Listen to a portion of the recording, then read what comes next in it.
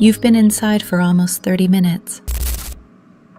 Did you fall asleep with that envelope in your hand? No. I've been staring at this.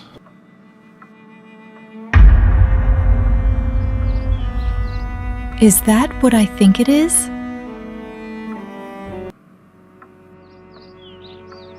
The transfer letter. And? Do you remember the branch I told you about? The one they always avoid talking about during meetings? The one that's been flagged twice by internal audit? Port Junction? Yes, that's the one. Are you saying they're sending you there?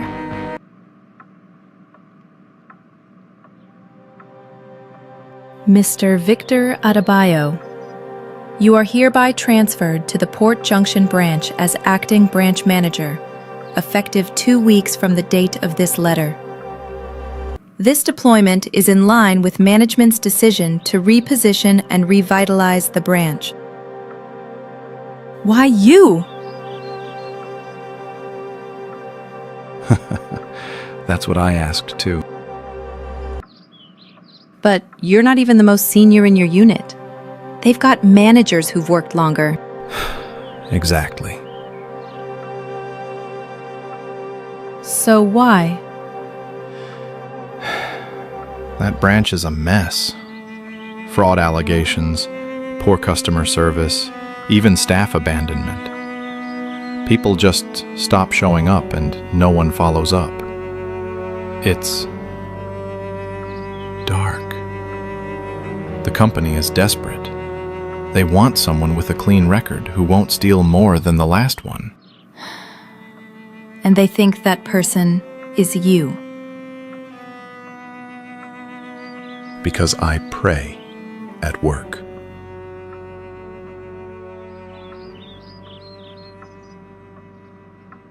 Esther, I don't want this transfer. I didn't think you would.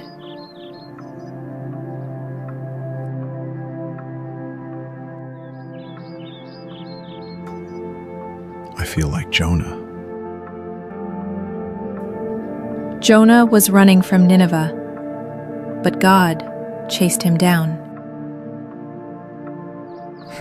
You're not helping. I am, because you're not Jonah. You haven't run yet. But the question is Port Junction your Nineveh? It feels like exile. Or maybe it's an assignment.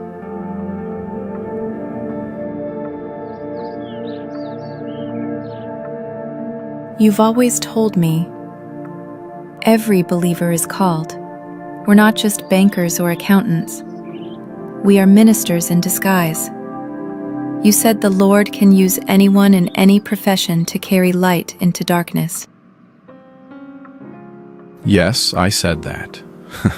Before they transferred me into actual darkness. Then maybe now is the time to prove what you've been preaching to me all these years. The kind of people in that branch. The last manager was arrested. The one before him was rumored to be running a fake loan syndicate. They don't promote integrity there. They crucify it. Then maybe God is sending you as the Joseph of that branch, or the Daniel in that system, or the Paul on that ship headed to shipwreck. He's never been afraid of placing light in the center of chaos. I'll pray. I will fast and seek the face of the Lord on this matter. I want to arrive there sent, not just posted. Then let's start tonight.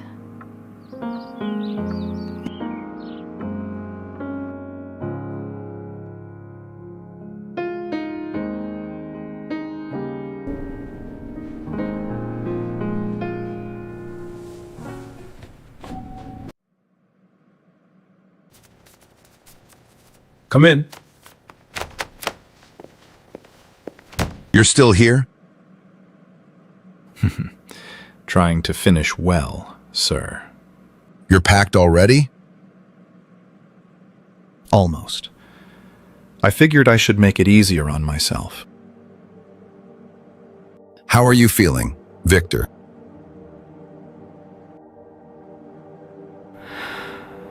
Torn. This place has been home. I grew here. I failed here. I found Christ here. And now? Now, I feel like I'm being uprooted. I know the feeling. They say Port Junction is a mess. That it is. Why would they send me there? Why wouldn't they? Sir? You carry light, son. Darkness is not afraid of darkness. But the moment light walks into a room, it's exposed. That's why they're nervous over there. They sense a shift is coming. You make it sound like I'm going on a crusade. Aren't you? Sir, I thought I was just a branch manager. Now everyone's talking like I'm the next Apostle Paul. And who told you Paul looked like Paul when he started? Don't you know that he was just a man carrying an assignment? What if I'm not ready? Nobody ever is. Not really. Moses argued. Jeremiah cried. Gideon doubted. Even Peter denied. Read through the scriptures. The called are never the ones who think they're ready. But heaven chooses them anyway. But sir, this feels different. It's not just about being a good Christian. They expect me to fix corruption, clean the mess, reform everything, and still deliver results. And you will, but not by your power. I will be leaving now. Do well to get in touch when you get there. I will, sir. Thank you for all your counsel over the years. Do you remember when you prayed for me 5 years ago? When I was just a confused operations officer? You just gotten saved. And I asked how I could ever serve God in a banking hall. You said, "Son, your office is your pulpit. Your life is the message." And now here you are, still preaching, without a microphone. Thank you, sir, for all your encouragement. Thank God, son, and send my regards to your wife, Esther.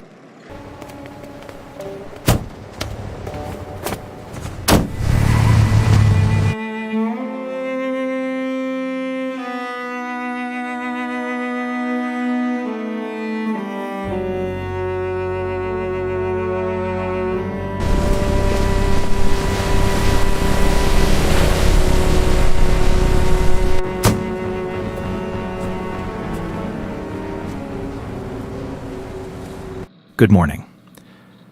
Morning. Who are you looking for? I'm Victor Adebayo. I've been posted here as the new branch manager.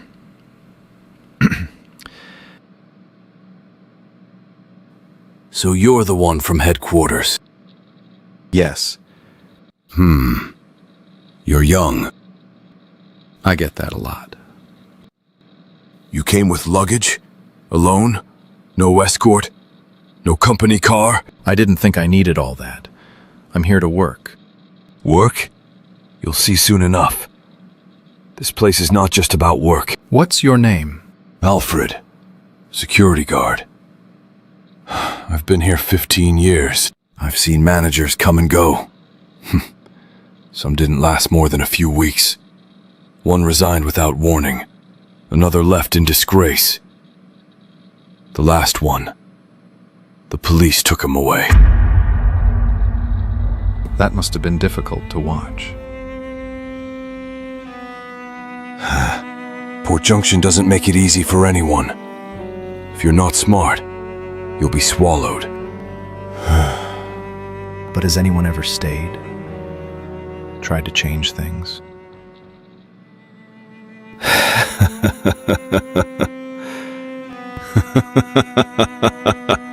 Change? Not here. Survival is what rules this place. Everyone looks out for themselves. 15 years is not a small time. You must have seen a lot. I've seen enough. Fraud everywhere. Customers complaining until they give up. Some staff take bribes, adjust account records, cover up fake transactions. Even the managers are part of it. Every evening, young girls who just started working disappear into offices. It's corruption on every side.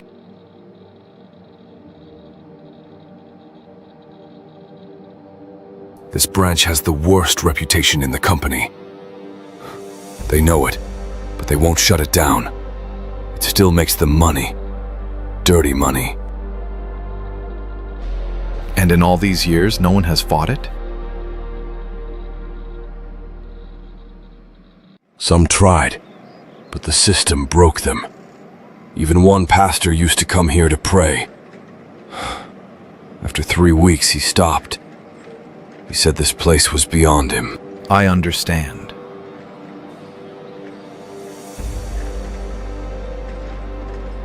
But maybe that's why I'm here.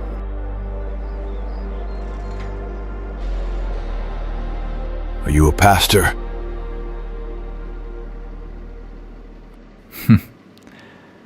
No. I'm just a man who believes in God.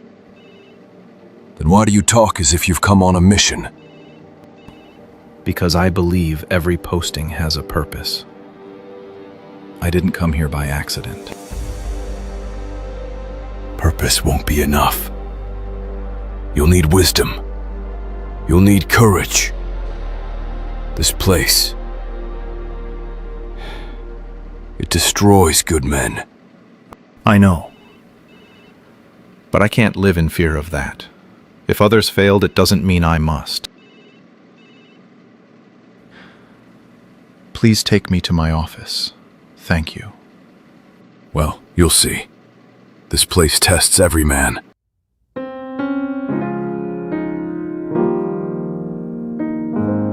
All right. We'll start here. What did you say? Nothing. Just thinking out loud. I'll leave you to settle in. Alfred. Thank you.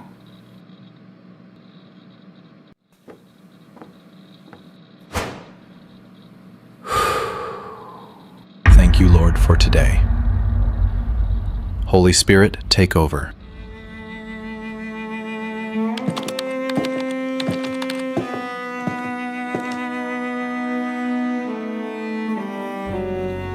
Good afternoon, Mr. Victor. Good afternoon. You must be Benjamin. Internal control. Correct. Thought I'd officially welcome you. We didn't get to speak yesterday. Please, have a seat. Never mind. So, how's your second day been? Revealing. That's one way to describe it. This branch has its unique rhythm. More like an underground orchestra. I like that analogy. Though some music is better not disturbed. Or maybe it just needs a new conductor. I understand you reviewed some reconciliation records this morning. Without oversight from internal control. I looked through files that were delivered to my desk. Is that a violation? Let's just say, things usually pass through proper channels. There's a reason the previous manager worked hand in hand with my unit. Yes. And look where it got him. You seem like a man of conviction. That's good. But I've worked here a long time, Mr. Victor. Let me give you a piece of advice. Don't dig too deep unless you're ready for what's buried. Is that a warning? Just perspective. Here's mine. If the foundation is corrupt, no structure is safe. I didn't come here to observe. I came to obey. And I don't take orders from buried skeletons. Yet someone reported you this morning for bypassing protocols, creating tensions among staff, and conducting unauthorized spiritual activities. Huh. That's quite a lot knowing it is your second day. Who knows? Maybe the next might be a sexual allegation. So that's where we are. Light whispers, and darkness feels threatened. Or perhaps professionalism demands boundaries. This is a financial institution, not a pulpit. If professionalism tolerates corruption and fears truth, then I have no interest in that kind of culture. Then you may not last here.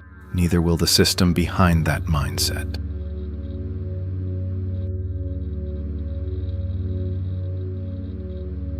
Let's be clear, Benjamin. I came here to work with integrity. I don't intimidate easily, and I don't take orders from shadows. Be careful, Mr. Victor. Righteousness has never been a good survival tactic. Survival isn't my aim. Order is. This branch runs on alliances. Invisible ones. People you don't see. Names you don't know. If you think you can stand alone against it, you'll be crushed before the month is over. Then let's see.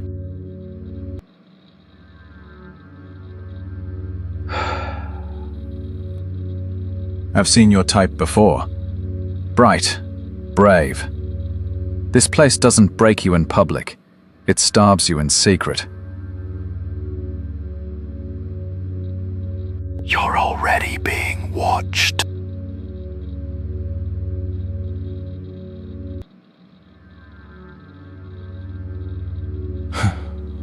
So is everyone else.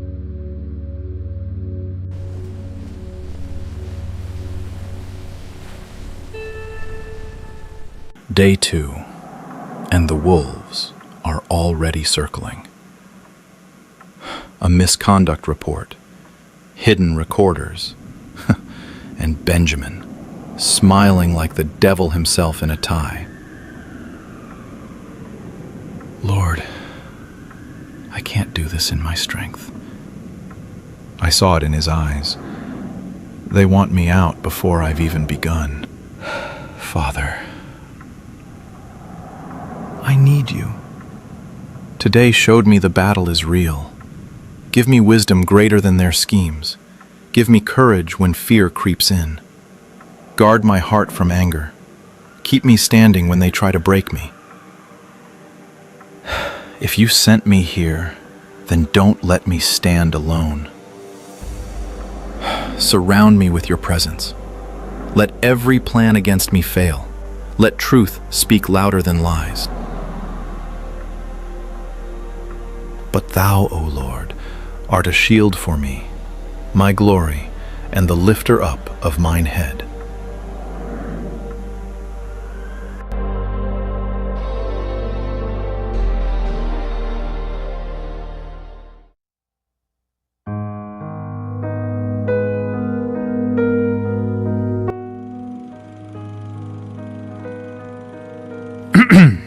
Clara, thank you for coming. Morning, Mr. Victor. You asked for a meeting. Yes, I invited everyone. Looks like you're the only one who thought it mattered. You're still new. They don't know your rhythm yet. Huh. That's a polite way of saying they're testing me. You've been here a long time. You've seen how things run. Where do you stand? Excuse me? You're the operations supervisor. You know the system better than anyone. I need to know if you're willing to walk in truth, or just keep the routine. I used to fight. I really did. But over time, silence became easier. So you compromised. I survived. But survival isn't enough anymore. You don't know what you're up against. Some of these people, they have backing from HQ, from places you can't touch. I know what I'm up against. That's why I asked you to meet me here. Not to expose you, but to ask if you'll stand with me. And if I don't? Then I'll still move forward. But I'd rather not do it alone. 10 accounts. Flagged. The numbers don't add up. I need confirmation. If Benjamin sees this, he won't stay quiet. That's why I brought it to you first. Benjamin doesn't just run internal control. He protects the rot. He is the rot. Then he'll have to face truth sooner or later. You talk like you can't be touched. I can be touched.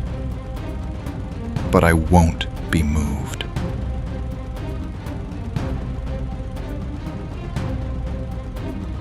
You're serious? Completely. I'll think about it. For what it's worth, I used to believe like you do. Maybe I still want to.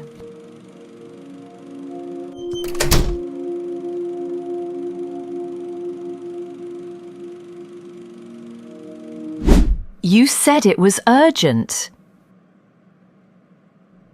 Everything is urgent when the wind starts to shift. You've been meeting with Victor often. I thought we agreed that we'd watch him, not walk with him. You wanted me to spy on him. Let's not be dramatic. I only asked for updates. But you've gone silent lately, and you forget, I have ears in places even your conscience has forgotten. So tell me, Clara, what's going on? He's not like the others. He's loud, idealistic, delusional, and dangerously clean. He wants to do things right. There's no right here, only real. And the reality is this branch is part of a network, one that pays your salary, protects your pension, and looks the other way when you need favors. But it's a network built on rot. It's a network that works. You think Victor will save you? Save this branch? He's a liability, and liabilities get processed. You're threatening him. I'm promising you that if you stay aligned, you stay covered. But if you drift, the winds won't be friendly.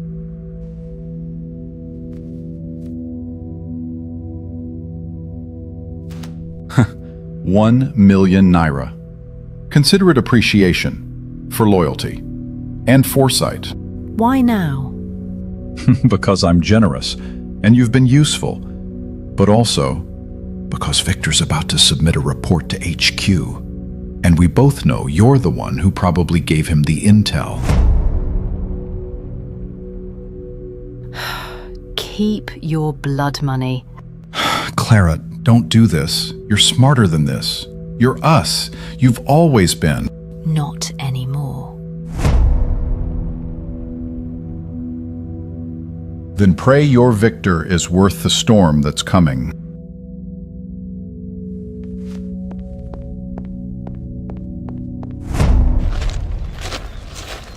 Clara? They know about yesterday, about the files. They have footage. I expected that. Benjamin offered me money. And a threat. If I don't cooperate, they'll frame me. They'll try. Victor, are you sure you're ready for this fight? I saw it in prayer before I was posted. This branch isn't just a job, it's a battlefront. You don't run from a fight you were born to win. What should we do now? We go higher. First, we fast. Then we submit the report publicly, not just to HQ, but with backup copies sent to external auditors. That'll shake the entire network. Exactly. This isn't just about cleaning a branch, it's about reclaiming territory. Then I'm in, all the way. Then prepare, Clara. The enemy doesn't sleep, but neither does God. Yes. They've moved faster than expected.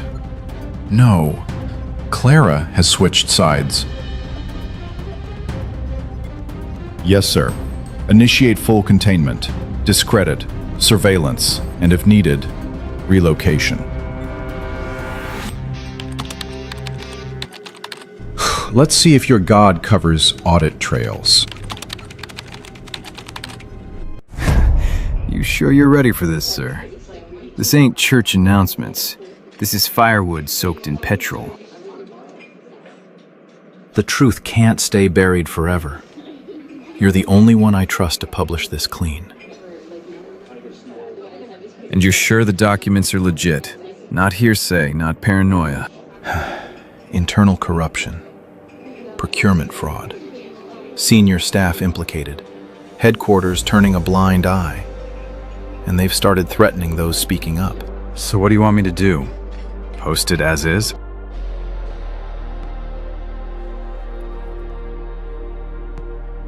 Make it loud. Make it impossible to cover up. You do know they'll come for you after this.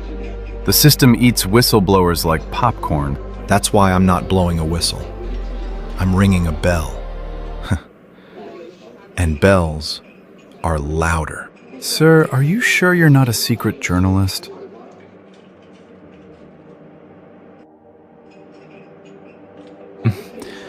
I'm just a missionary, sent here to deliver more than memos.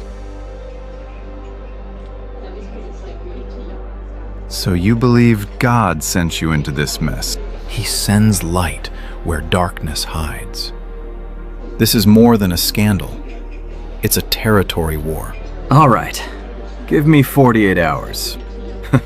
I'll turn this into a story so clean, they won't be able to pretend it's fiction.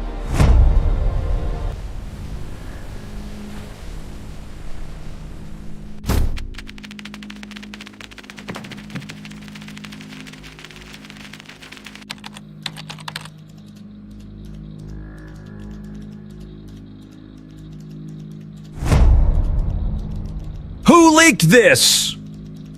Who? Sir, HQ is on line 1. The chairman himself. Finally! I knew I wasn't crazy when I got fired for asking questions. This Victor guy is a hero. I work at another branch. And this is just the beginning. Victor, you're trending nationwide. Security is on alert. HQ is scrambling. Benjamin's furious. I expected that. Is our backup safe? Yes, copies are with a legal contact. They can't silence the truth now. Then we pray, because the storm's not over. Let's be clear.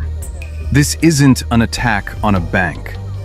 It's a war against darkness, hiding in plain sight. Victor Samuel stood where others fled. And now, he's rattled the gates. If anything happens to him, if they try to silence him, you all saw this story. You know where it came from. And we won't be quiet.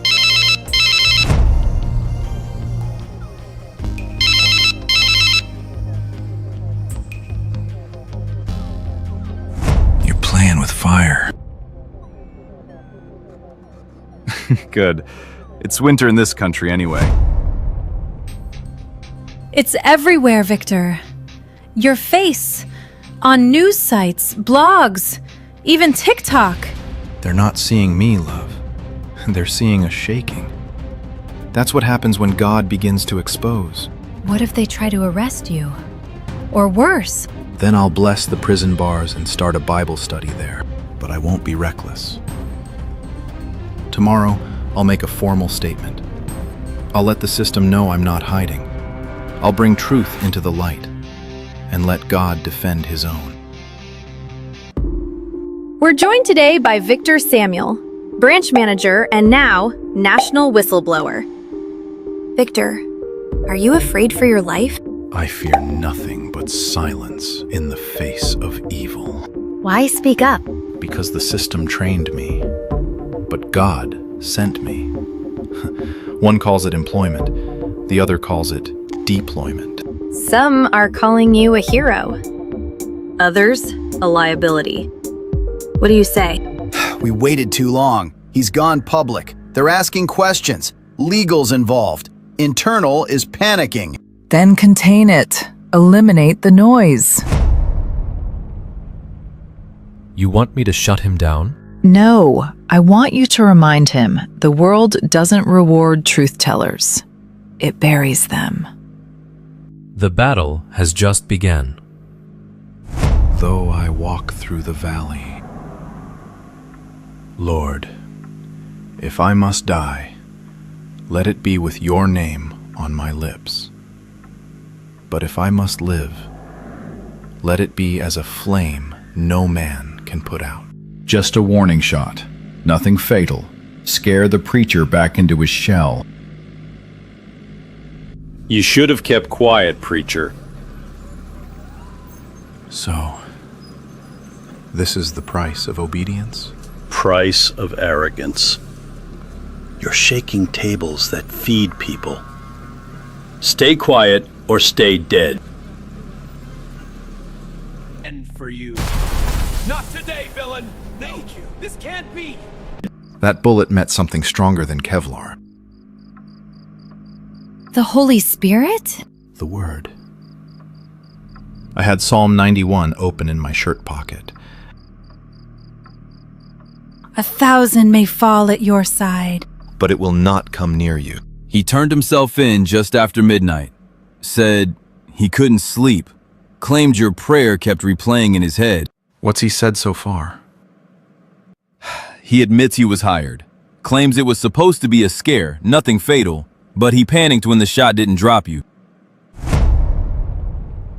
He says a name came through a third party. Benjamin. He won't give a surname yet. Says he's afraid for his family. Benjamin... That doesn't narrow much. Did he say how they contacted him? Encrypted messages, burner phone, payment promised in cash.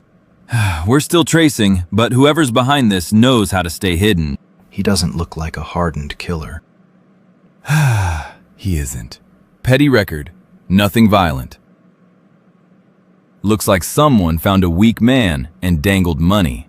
Then keep him alive long enough to testify. If he's a pawn, losing him only helps the one moving pieces. Most people would be demanding guards outside their house right now. I'll take precautions. But I won't live hiding in a corner. That's how fear wins. Still, you won't be walking home alone for a while. Let's set up some cover, at least till we track this Benjamin. I will be fine. We'll assign a plainclothes escort and monitor your calls. Just don't underestimate how serious this is.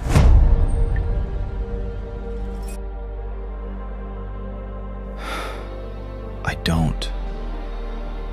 But I won't let one bullet decide my mission either.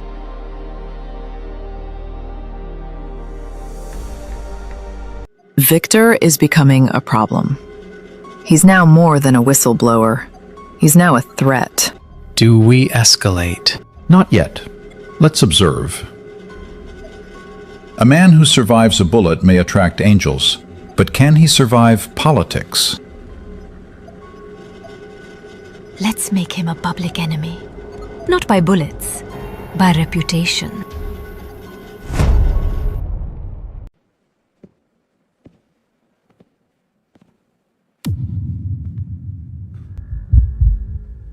Mr. Victor, is it true you've been suspended? Mr. Victor, who is Adele Martins? Were you having an inappropriate relationship? I am here to give an official statement, nothing more. I, Victor Adebayo, have served in this institution for over a decade. I have never, I repeat, never been inappropriate with any colleague, subordinate, or staff member.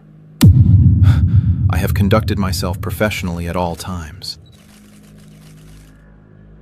My faith demands nothing less. My family deserves nothing less. And I have given nothing less. Then what about Adele? Excuse me? Adele Martins, the young woman at your branch. There are photos, Mr. Victor. There are allegations. What do you say to those? I say that allegations are not truth. I say that I am innocent.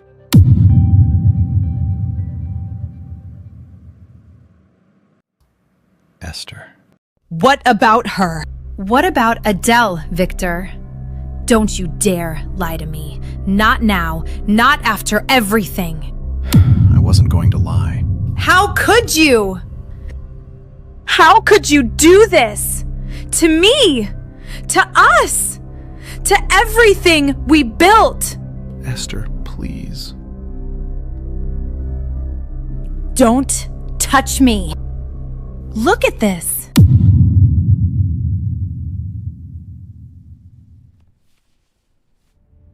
This right here is evidence.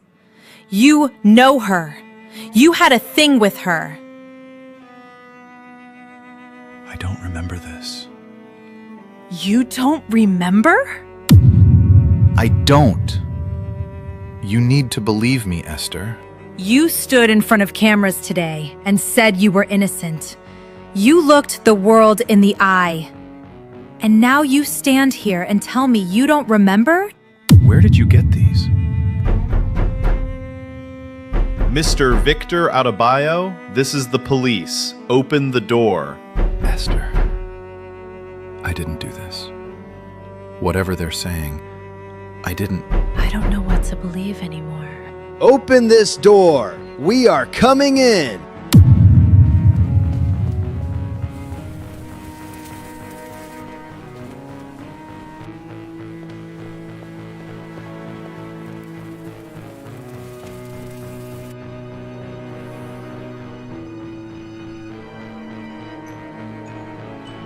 You know something, Mr. Victor?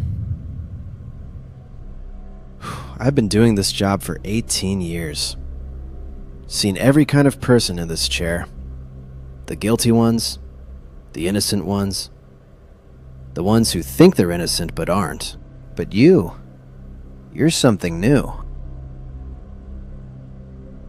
3 months ago, your face was everywhere. Front page news. The whistleblower. The man who stood alone. Integrity Victor. That's what they called you, right? Integrity Victor? Now your face is still everywhere. Just different headlines. The hypocrite. The fallen saint. Preacher caught in bed with subordinate. So tell me, Mr. Victor, how does a man go from the most loved, the most talked about, to one of the most hated in this country? That's quite a journey. Quite a fall.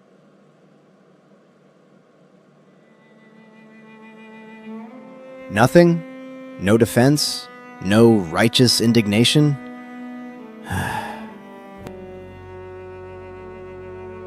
Here's the thing about silence in this room. It doesn't help you. It doesn't protect you. All it does is make me stay here longer, and I've got nowhere to be.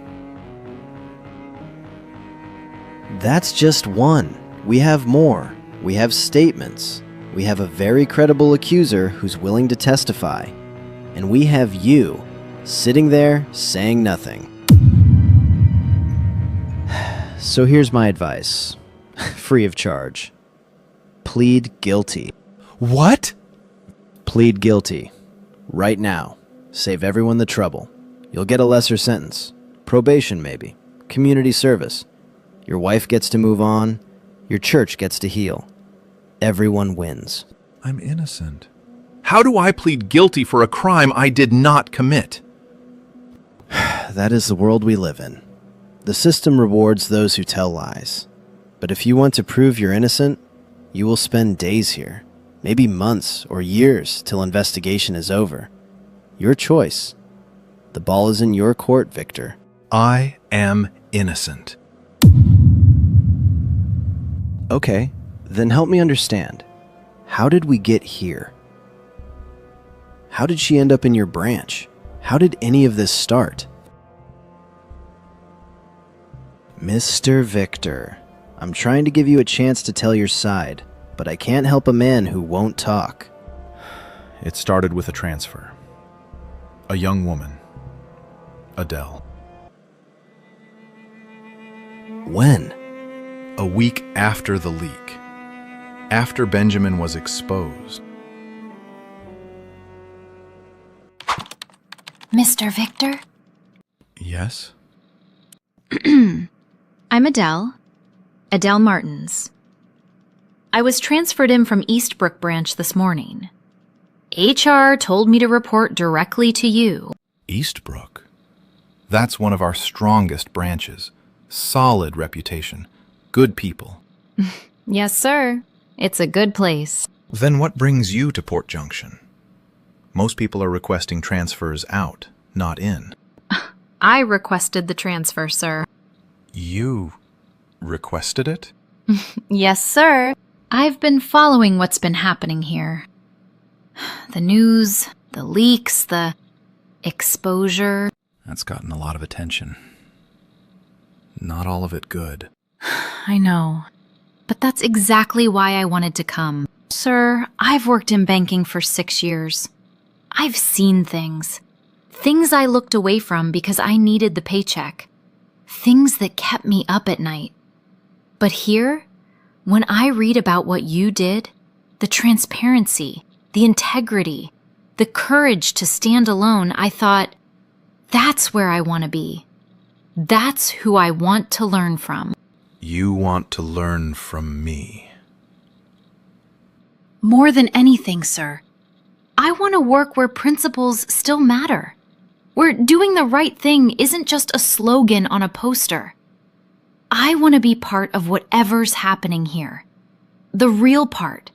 The change. That's uncommon. Most people see this place as a war zone. Maybe that's where the best lessons are learned. In the war zones. You sound like my wife. She must be a wise woman. Sit. Tell me about yourself. For real. Not the HR version. There's not much to tell. I grew up in a small town. Father was a teacher, mother stayed home. They taught me to work hard and keep my head down. I did that. Got the degree, got the job, kept my head down so long I forgot to look up. And now? Now I'm tired of hiding. I want to stand for something, even if it costs me. It will cost you. Standing always does. I know. People will talk, lie, threaten, maybe worse. I know. You might lose friends, opportunities, peace. I've already lost those, sir. Pretending I had them was worse. All right, Adele Martins from Eastbrook. Welcome to Port Junction. Thank you, sir. I won't let you down.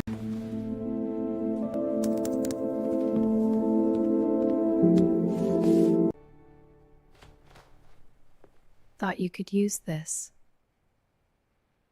I'm so sorry to disturb you, sir. I saw your light was still on. Adele? You're still here? It's almost 9. I was catching up on some onboarding paperwork. Wanted to make sure I understand everything before tomorrow's meeting. I made tea. The break room has some, but it's been sitting all day. This is fresh. Just herbal. Nothing that'll keep you awake. You made me tea? Is that weird? I'm sorry, You work so hard, sir. I see you here every morning when I arrive, still here every night when I leave.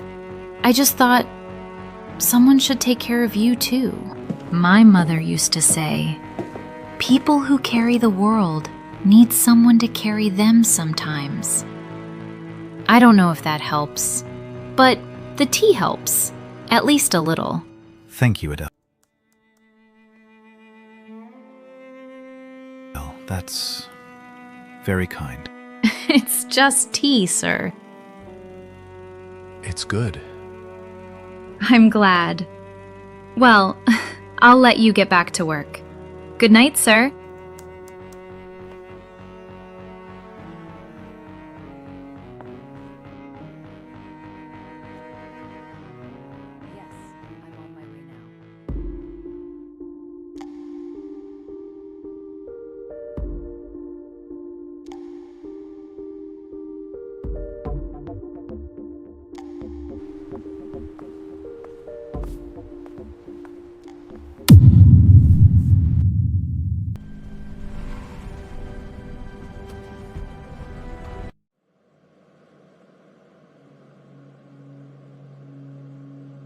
So what happened when you got home that night? It was a normal evening with my wife. But she said something that struck with me that night. And what was that? Esther? You're still up? It's almost midnight. I couldn't sleep.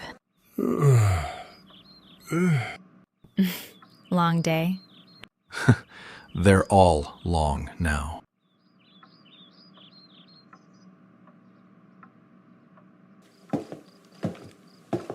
Victor, I need to say something. And I need you to really hear me. I'm listening. I know you're not afraid. That's one of the things I love most about you. You walk into places others run from. You stand when others fold. That's who God made you to be. But being unafraid doesn't mean being careless. I'm not saying you're being careless.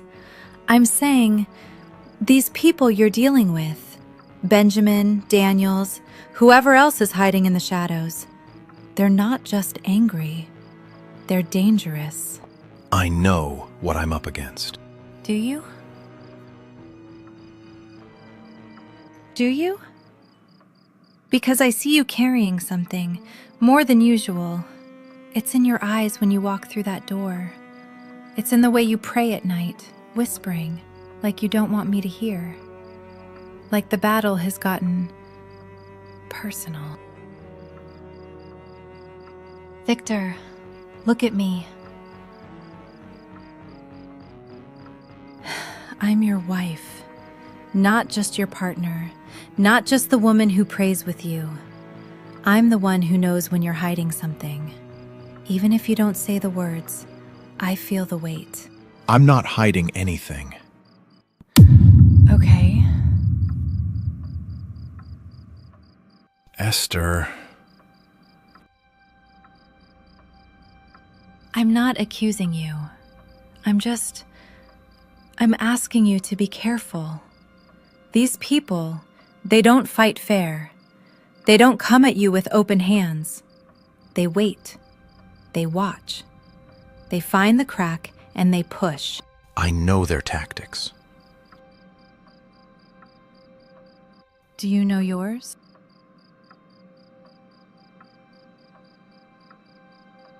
So what happened when you got home that night? Are you telling me the truth right now? I'm trying to. I believe in you. I believe in what God is doing through you. But I also believe the enemy is looking for a way in, not to kill your body, but to wound your spirit, to discredit your witness, to make you fall in a way that makes others stumble too. What do you want me to do? Quit? Walk away? No, I want you to be honest with yourself, with God, and with me. I want you to tell me when the weight is too heavy. I want you to let me carry some of it. That's what I'm here for, not to watch from a distance while you fight alone.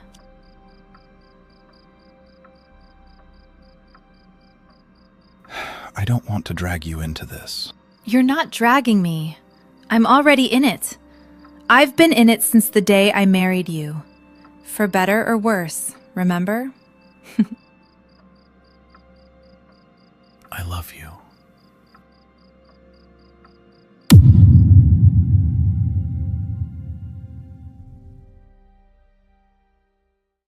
So you've noticed her too. Who hasn't? That new girl from Eastbrook. Adele. Bro, something else. The way she carries herself. Classy. Not like these ones that dress anyhow. True. And the face? Fresh face. No overpainted makeup, just natural. If not that I'm married, I would have gone for her proper. You? You would have tried? I asked her out for coffee last week. And? She turned me down, politely. Said she's focused on work, but the way she said it, soft, like she didn't want to hurt my feelings. So she's not interested, Femi. When a woman says no like that, it's not really no. It's try harder. Emmanuel, you're married. Why are you even trying? Don't you know that women like Adele like men like me? What do you mean? Look at me.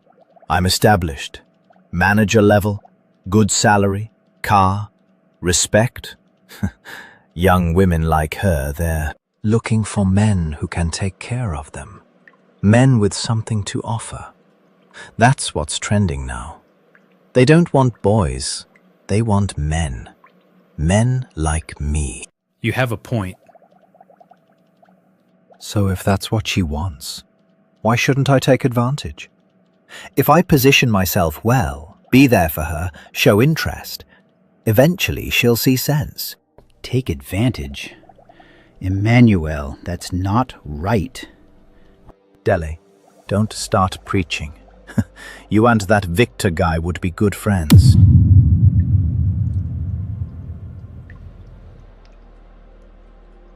I'm not preaching, I'm asking. What about your wife? My wife and I, lately, we fight too much. Every small thing becomes a problem. She doesn't understand me. I come home tired, she's on my neck. I try to relax, she complains. So what difference will it make? Just a small taste? Something on the side? It's not like I'm leaving her. Just something for me. So you think having a taste of sin will fix what you're feeling for your wife? What?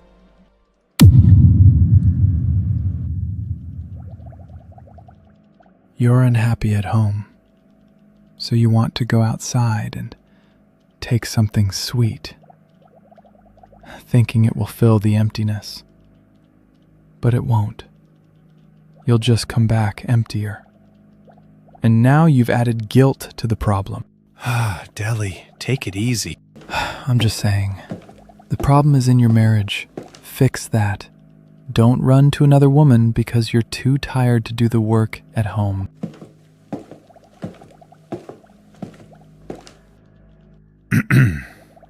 Gentlemen. Sir, we were just on break. Break is over. Meeting in 20 minutes. Finish your tea and get back to your desks. You think he heard? Does it matter? I don't like that man. Emmanuel. I hate him. Too serious. Always walking around like he's better than everyone.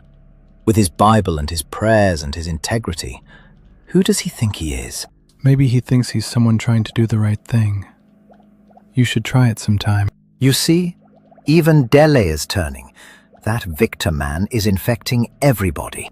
Let's just go. He's right. Meeting in 20. One day someone will show that man. Nobody is that holy.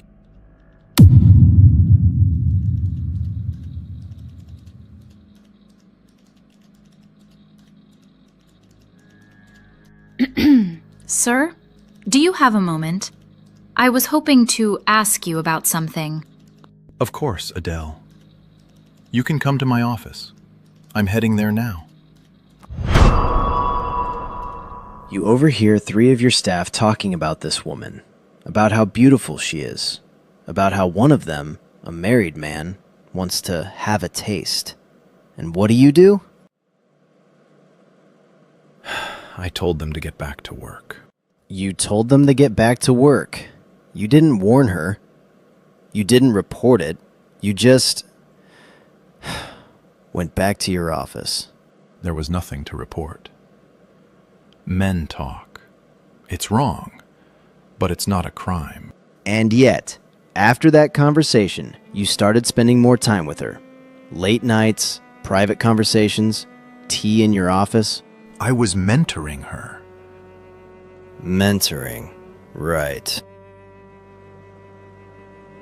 According to office records, in the 3 weeks following that canteen conversation, you met with Adele Martins privately 17 times. 17? Average duration, 45 minutes. Some meetings went over 2 hours. She had questions.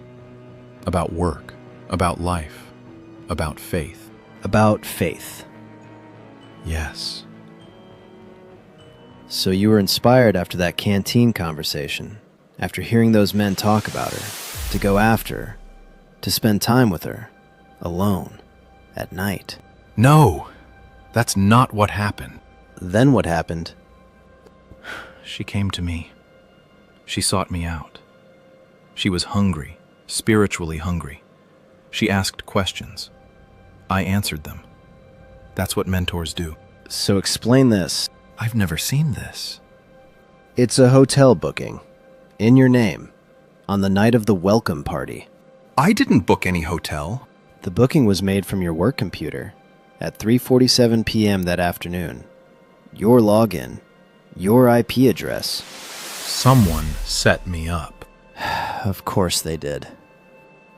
Mr. Victor, do you have any idea how many times I've heard that? Someone set me up. I was framed.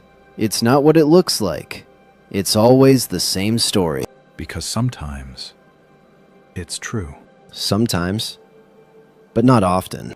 These are chats between you and Adele, extracted from her phone. Read them. I never sent these.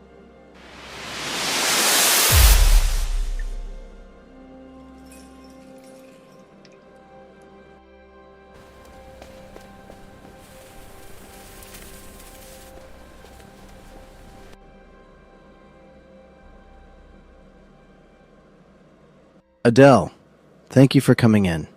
I know this must be hard for you. I just want this to be over. I understand. And we're going to help you. But I need you to help us first. Tell me everything. From the beginning.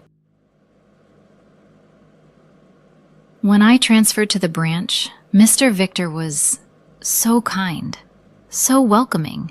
He took me under his wing, showed me around, answered my questions. And how did that make you feel? Grateful. I thought I'd found a mentor, someone who actually cared. We built a friendship. Everyone at the office noticed. He was always there for me, always available. And then? Then things changed. He started staying late, finding reasons to be alone with me. At first, I thought it was still mentoring. But then... Take your time. He started making advances. Comments about my appearance, standing too close, touching my hand when he talked to me. I tried to pull back, but he was my manager. I didn't know how to say no without losing my job. Did you tell anyone? Who would believe me? He's Mr. Integrity, the whistleblower, the man who exposed corruption. Everyone loves him. I was just the new girl. And the night of the welcome party? He insisted I come, said it would be good for me to meet everyone. I didn't want to, but he was so persistent. At the party, he kept bringing me drinks, staying close. I felt trapped. And then? I don't remember everything. Just flashes. Waking up in a hotel room, him there, and knowing something happened that I didn't want.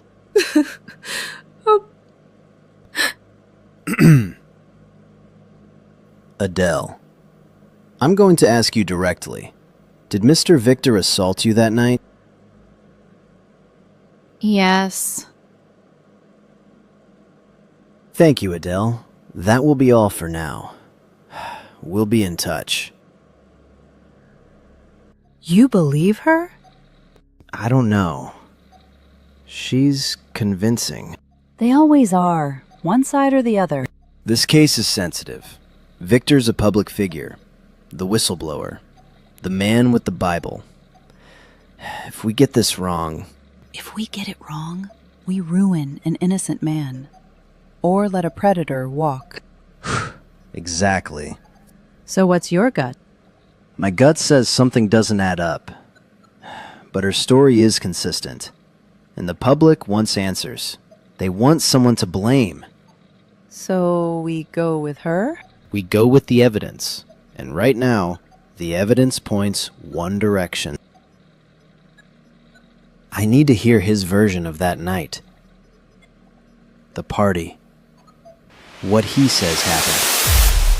You think he'll talk? He'll talk. He's got no choice. For thou, O Lord, are a shield for me. You are my glory and the lifter up of my head. O you are my glory, Lord, and the lifter up of my head. You are my glory, Lord. For thou, O Lord, are a shield for me. You are my glory and the lifter up of my head. O you are my glory, Lord, and the lifter up of my head. You are my glory, Lord.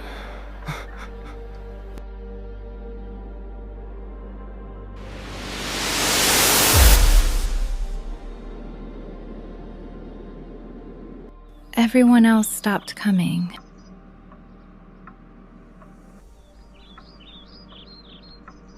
I'm not everyone else. You haven't been to church. I can't. I know. The whispers. The stares. I can feel them even when I'm not there.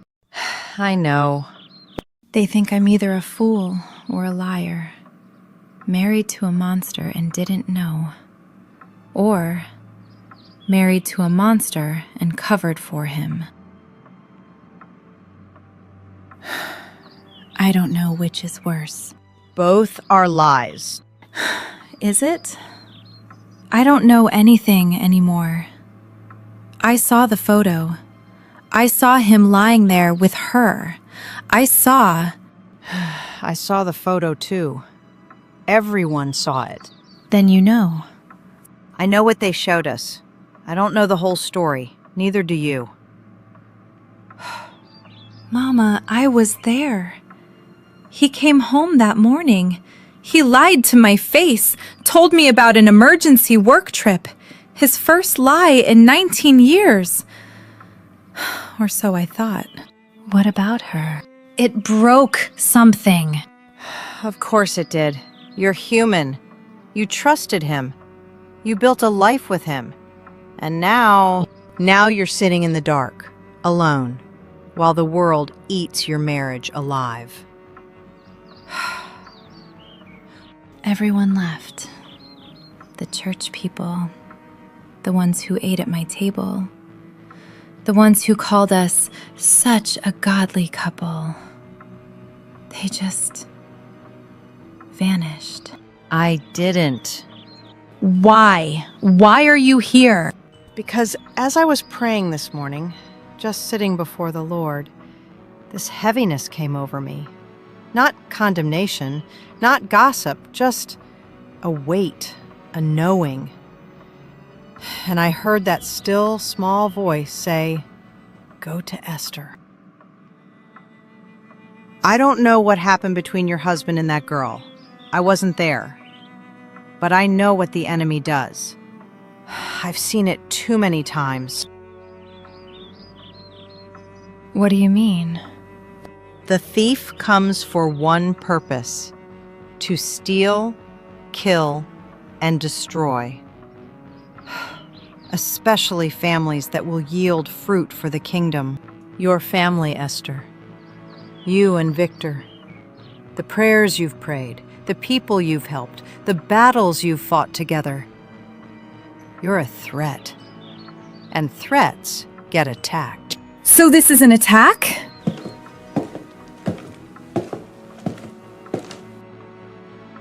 I didn't say that. I said the enemy attacks. Whether this is his work or just human failure, that's not for me to decide. I didn't come here to preach at you. I didn't come to tell you to forgive him or pray for him or take him back. That's between you, Victor, and God. Then why did you come?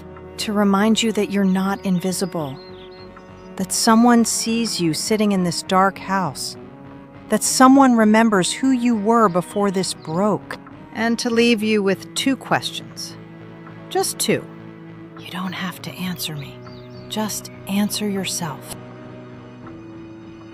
First question. In 19 years of marriage, 19 years, has Victor ever given you reason to doubt his faithfulness? No. Never. Second question. Not what the photo shows. Not what the news says. Not what anyone else thinks. You know him better than anyone. You've slept beside him for 19 years. You've seen him at his worst and his best. So I'm asking you, is this something your husband can do?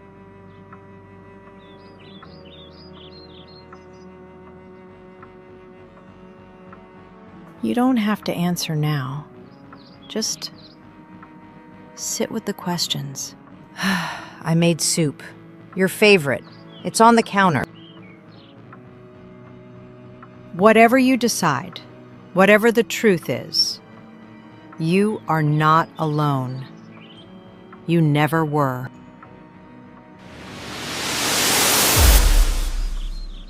Hey besties, welcome back. Before we start today's story, I want to be real with you for a moment. Creating these animations isn't just about time, it's about the tools, the software, and the resources that bring these stories to life. Every video is a labor of love and prayer.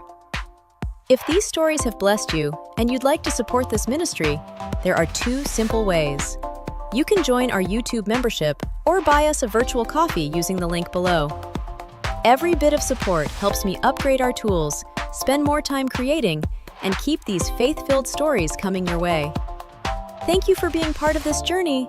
Now, let's get into today's story.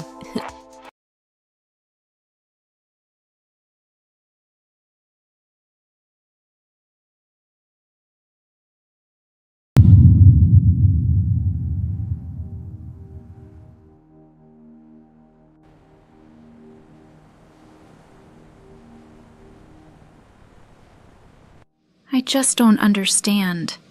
If God is good, why does he let bad things happen? My brother is 17. He's never hurt anyone. Why him? I don't have an easy answer for that.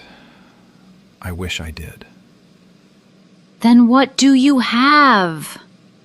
I have a God who suffered too. A God who didn't stay distant from pain but entered into it. Jesus wept at Lazarus' tomb.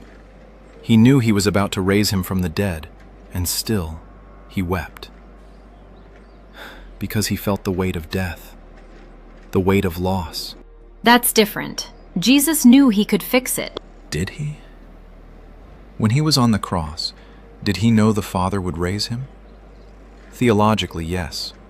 But in that moment, in the darkness, in the abandonment, he cried out, my God, why have you forsaken me?" He knows what it feels like to wonder if God has abandoned you. He's been there. So when you're there, when you're screaming in the dark and no one answers, he's not distant. He's right beside you, weeping with you.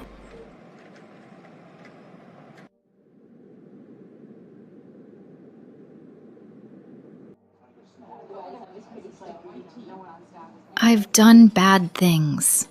Really bad things.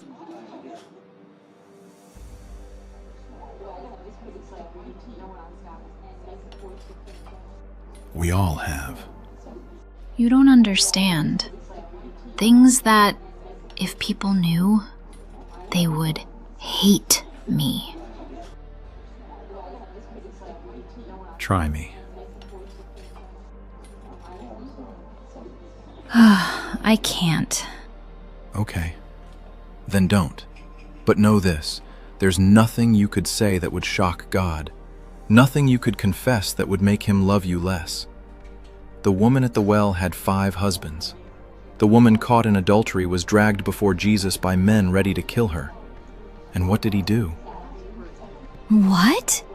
He stooped down, wrote in the dirt, gave her space to breathe. And when they all left, when the accusers were gone, he looked at her and said, "Where are they? Has no one condemned you?" Neither do I condemn you. Go and sin no more. You know the story. My grandmother used to read it to me. Then you know the end. Not condemnation, not shame, just a chance to start over. Do you think God could still want someone like me? After everything? Adele, listen to me. The gospel isn't for people who have it all together. It's for people who don't. The mistakes don't disqualify you. They qualify you for grace. No one's ever talked to me like this. Like what? Like I matter. Like I'm not just a body, a tool, a means to an end. You matter, Adele. To God, to your family, to me, as someone worth investing in. Even if I've done terrible things? Especially then. That's who Jesus came for. Thank you for not judging me.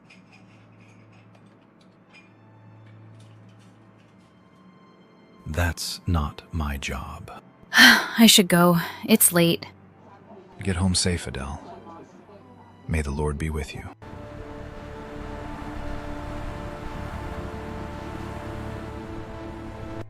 There he is. I was starting to think you'd moved into that office.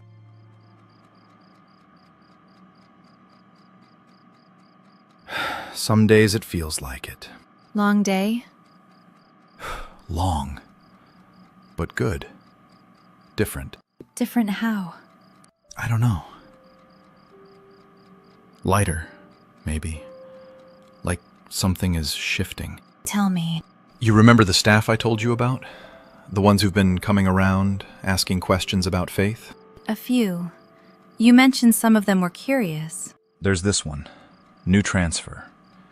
Young woman. Her name is Adele. She's different, Esther. Really different. Different how? She came in asking about the scripture on my wall. The light of the world verse. Said she'd passed it every day and never really saw it until now. We talked for almost an hour. She told me about her grandmother taking her to church, being baptized in a river when she was 12, but then life happened. Work, compromises. She stopped believing faith was real for people like her, people in offices, in banks. Sounds like she's searching. She is. And she's hungry. Really hungry to grow. She asked questions, not shallow ones, real questions, about how to stay grounded, how to keep integrity when no one's watching. I gave her a devotional. The one you got me years ago. Daily Light. She held it like it was gold, like I'd given her something precious. Esther. She reminds me of myself. Years ago. Before all this. Before the battles. Before the weariness. Just hungry. Desperate for something real. That's beautiful, Victor. You think so? I think it's exactly why God sent you there. What do you mean? Think about it. You were sent to that branch not just to fix corruption, not just to expose darkness, but to find people like her. People who are hungry but don't know where to look. People who need someone to show them that faith is real. Monday through Friday, not just Sunday. You're not just a branch manager anymore. You're a shepherd. And she's one of the sheep God placed in your path. I didn't think of it that way. That's because you're too busy being humble. Sometimes I have to remind you.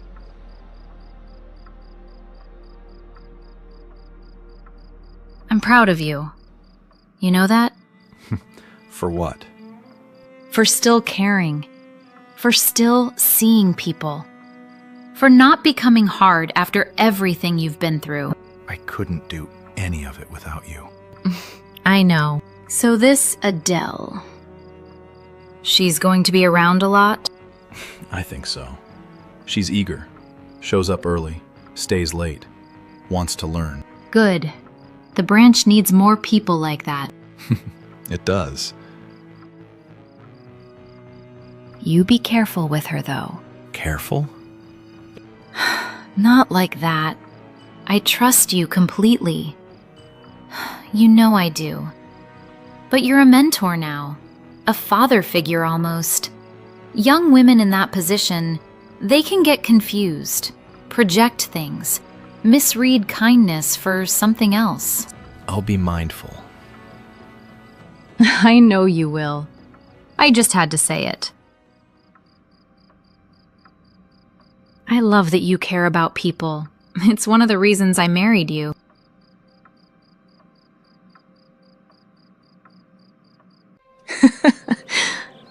One of the reasons? The main reason was your cooking, obviously. Obviously. What's she like, this Adele?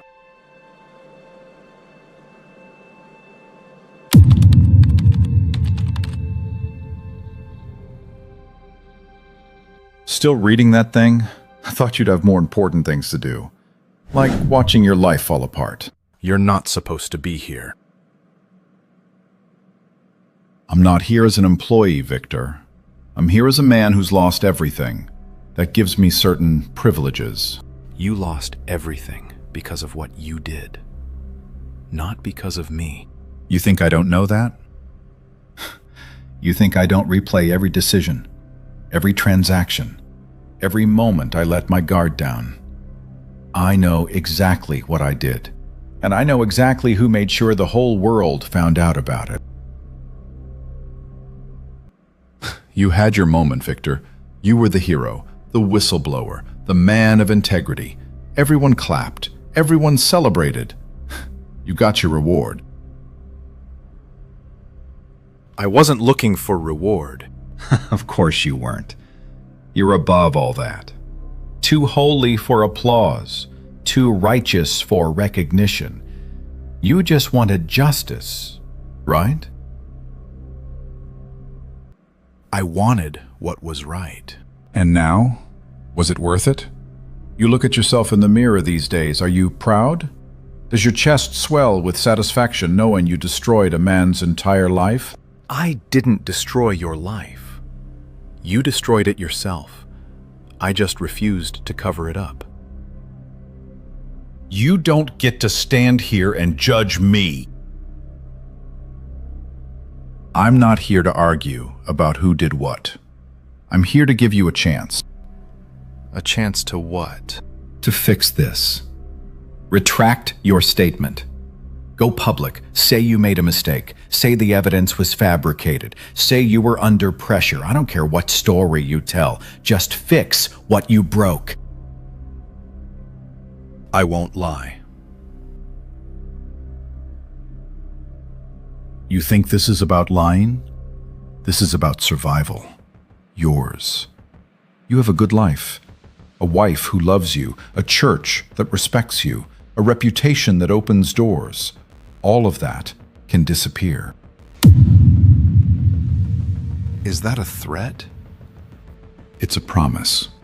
I've spent the last few months watching you, learning your patterns, your routines, the people around you. I know things, Victor. Things that would make your precious congregation question everything they thought they knew about their man of God. You don't have anything on me. Don't I? Let me tell you something about power, Victor. It's not about what's true. It's about what people believe. You can be innocent, you can be pure, you can have God Himself as your witness. But if enough people believe otherwise, your life becomes ash in your mouth. Truth eventually comes out. Does it? How many innocent men are sitting in prison right now? How many good men have lost their wives, their children, their names, because someone whispered the right words at the right time? Truth doesn't matter. Perception does. And perception, Victor, is something I've always been very good at. What do you want from me? I want you to retract your statement. I want you to go to the board, to the press, to whoever will listen, and tell them you made a mistake. You were overzealous. You misinterpreted the evidence. You had a personal grudge against me and let it cloud your judgment. I won't do that.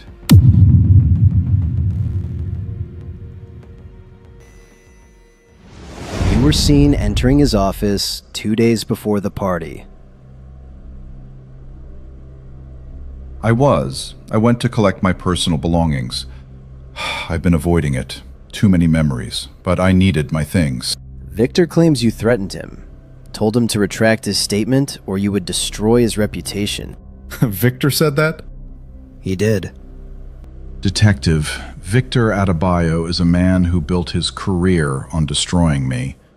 He fabricated evidence, he twisted facts, he made me look like a criminal so he could look like a hero. And now he's sitting in a cell, accused of something he actually did, and he wants to blame me? Let me tell you what really happened. I went to get my things. Victor was in his office. He saw me and started laughing, said he'd finally gotten what he wanted, said I was nothing now, said no one would ever believe a word I said. I told him he should be careful, that the same way he destroyed me, someone would destroy him. I didn't threaten him. I warned him. There's a difference. And Adele Martins? What about her? Victor says she was working for you, that you sent her to set him up. Victor says a lot of things. He told the board I was running a fraud ring. He told the press he was a whistleblower. Now he's telling you a young woman was working for me? Detective, I've never met Adele Martins. I don't know her. I've never spoken to her. You're certain? I'm certain. Victor is a desperate man. He'll say anything to get out of what he did. And he did something, Detective. The photos don't lie. Her statement doesn't lie. He's guilty.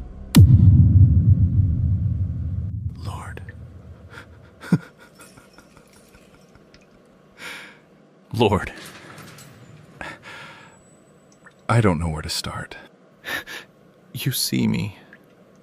You know me. You know what I've done and what I haven't done.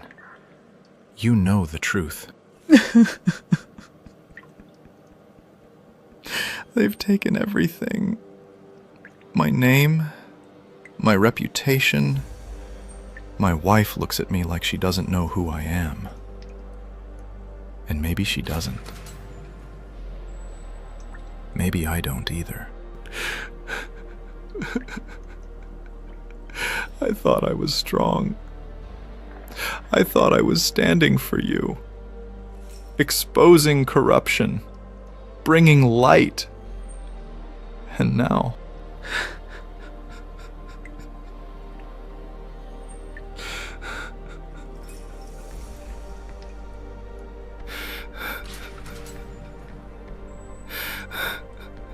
Now I'm here, alone, accused, and no one believes me.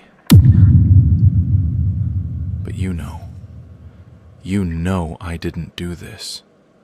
You know it was a trap, a setup, and I'm asking you, I'm begging you, vindicate me.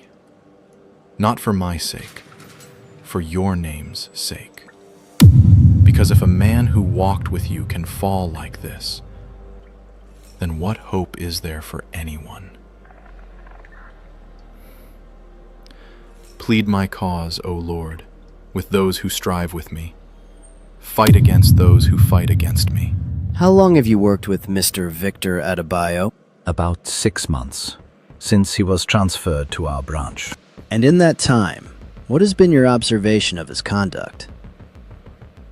Specifically with female staff members. Look, I don't want to be the one to say anything. The man is married. He's a churchman. I'm not asking for accusations. I'm asking what you observed. I observed that he spent a lot of time alone with the new girl, Adele. Late nights, private conversations behind closed doors. I'm a married man myself. I know what it looks like when a man is interested. I didn't think anything was wrong at first, but it started feeling off. You don't stay that long with someone if it's just work. At least, that's what I thought. He was found in her apartment and a hotel. That's a fact. Then something is wrong with the story. Or your judgment. No. Something is wrong with what you're being told. I observed that he played favorites. I observed that certain people got special treatment. Adele? She was in his office more than anyone. Late nights, closed doors, and he's always talking about God, about integrity, about doing the right thing. But behind closed doors, who knows what was happening? Mr. Victor is the first manager who made me believe there was still goodness in this world. He is kind. He is honest. He treats the cleaners and the tea ladies with the same respect he gives the directors. When my grandson was sick, he visited. He brought food. He prayed with us. When did he arrive? 30 minutes ago. And he is furious. Take hold of shield and buckler, and stand up for my help. Draw out the spear, and stop those who pursue me. Say to my soul, I am your salvation. Let them be put to shame, and brought to dishonor who seek after my life. Let them be turned back and confused who devise my hurt. Let them be like chaff before the wind, with the angel of the Lord driving them away. Let their way be dark and slippery, with the angel of the Lord pursuing them. Lord, you know. You know the schemes they laid. You know the lies they told.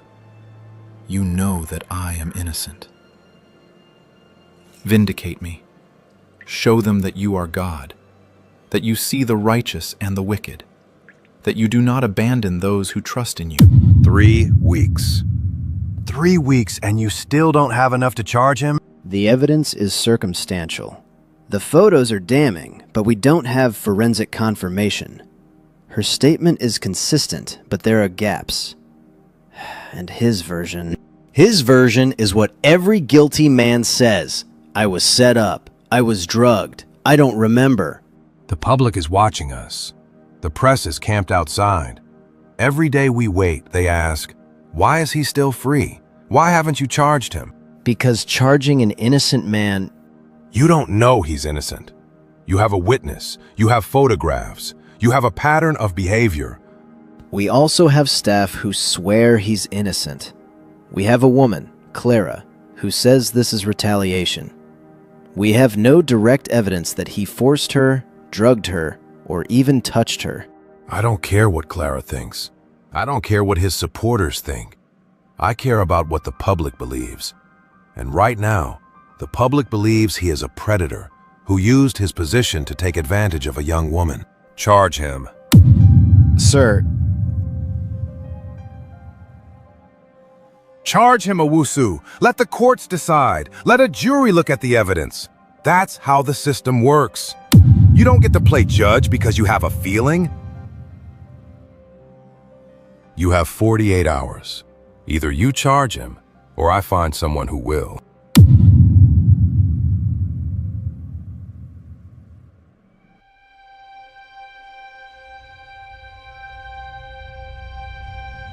Lord, help me.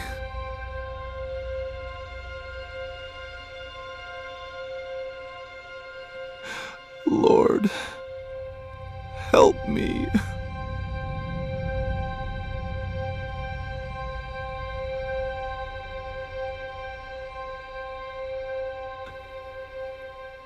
Help me. Lord, help me. Lord, help me.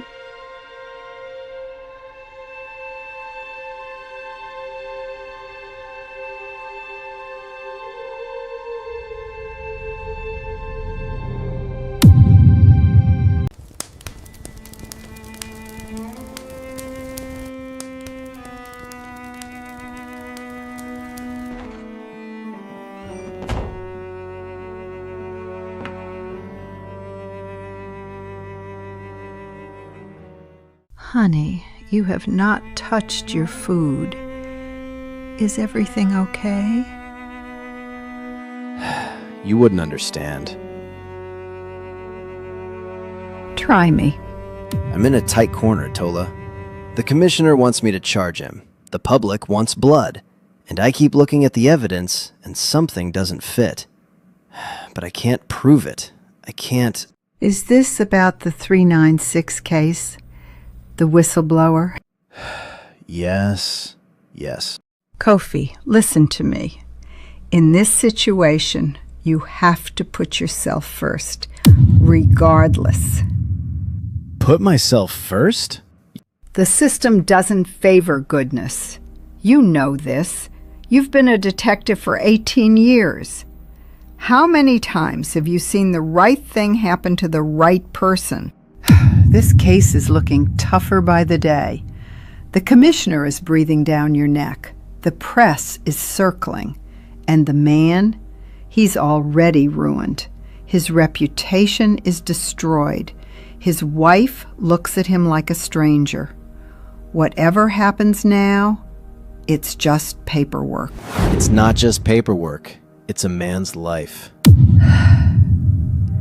Do you know what they're saying at the market? The women, the traders, everyone. They're not talking about evidence. They're not talking about what's true. They're saying that pastor manager, the one who was so holy, he was taking advantage of young girls.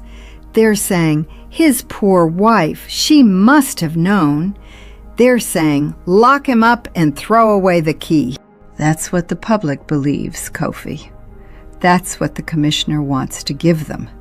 And if you stand in the way, you become the story. Detective protects predator. Police cover-up. I saw Joanna at the market yesterday. She used to greet me with a smile. Yesterday, she crossed the street when she saw me. Because they know you're the one handling the case. They already think you're trying to let him go. I'm not saying it's right. I'm saying this is the reality. Kofi, you have a career. You have a pension. You have me. We have a life. Don't throw it away for a man who might be guilty. Might be guilty. And if he's not? Then he's not. And you keep your job. And we keep our life. That's the deal. You didn't make the accusations. You didn't take the photos. You didn't lie. You're just doing your job.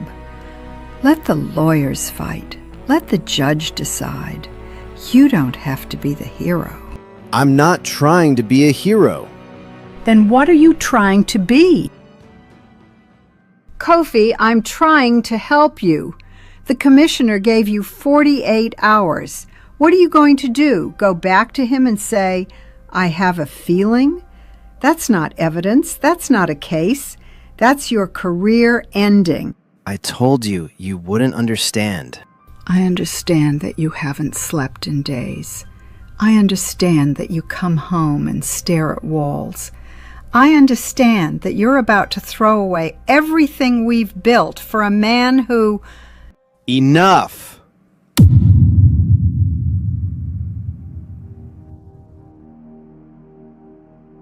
Just leave me alone.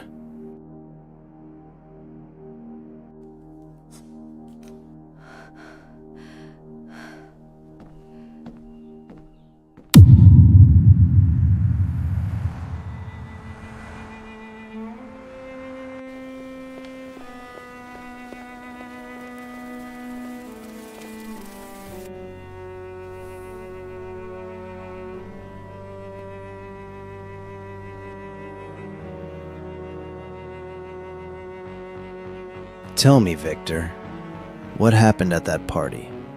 What exactly happened?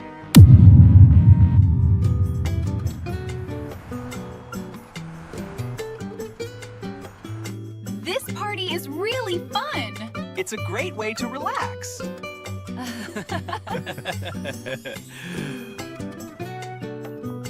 Mr. Victor, you're leaving already? Yes, long week. I need to get home. But the party is just starting. Everyone is going to be there. You should at least celebrate with us. Parties aren't really my thing. You know that. I know, but this is different. It's a welcome party, new staff, new energy. People want to see you there. Before you say it, this isn't my birthday. You've already declined 3 birthday invitations from staff since I've been here. You owe us one. I don't party, Adele. I don't drink. I don't stay out late. It's not who I am. Ouch, you're calling me boring? I'm calling myself boring. You're not boring. You're just careful. But tonight doesn't have to be about drinking or staying out late. It's about showing your staff that you see them, that you're one of them. A good leader shows up, even when it's not his thing. And besides, I will personally make sure you get the best non-alcoholic drink tonight. I'll guard it myself. All right. I'll stay. I need to call my wife. Let her know I'll be late. That's all I ask. Just an hour, maybe 2. Esther, change of plans. There's a staff welcome party tonight. I'm going to stay for a bit. Just an hour. I'll be home before you know it. I know. Yes. I'll be careful. Love you. She's okay with it? She trusts me. That's beautiful. Come on. I'll introduce you to the new people, and I promise your drink will be safe with me. So you agreed to go? Yes. And what happened at the party? I walked in. People were happy to see me. I shook hands, talked to a few staff. Adele brought me a drink. She said it was non-alcoholic. I trusted her. That's the last thing I remember clearly. After that, everything blurs. You don't remember anything else? No. Just waking up the next morning.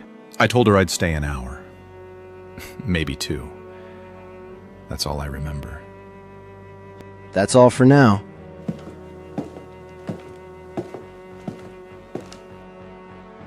Detective? I know how it sounds, but I'm telling you the truth.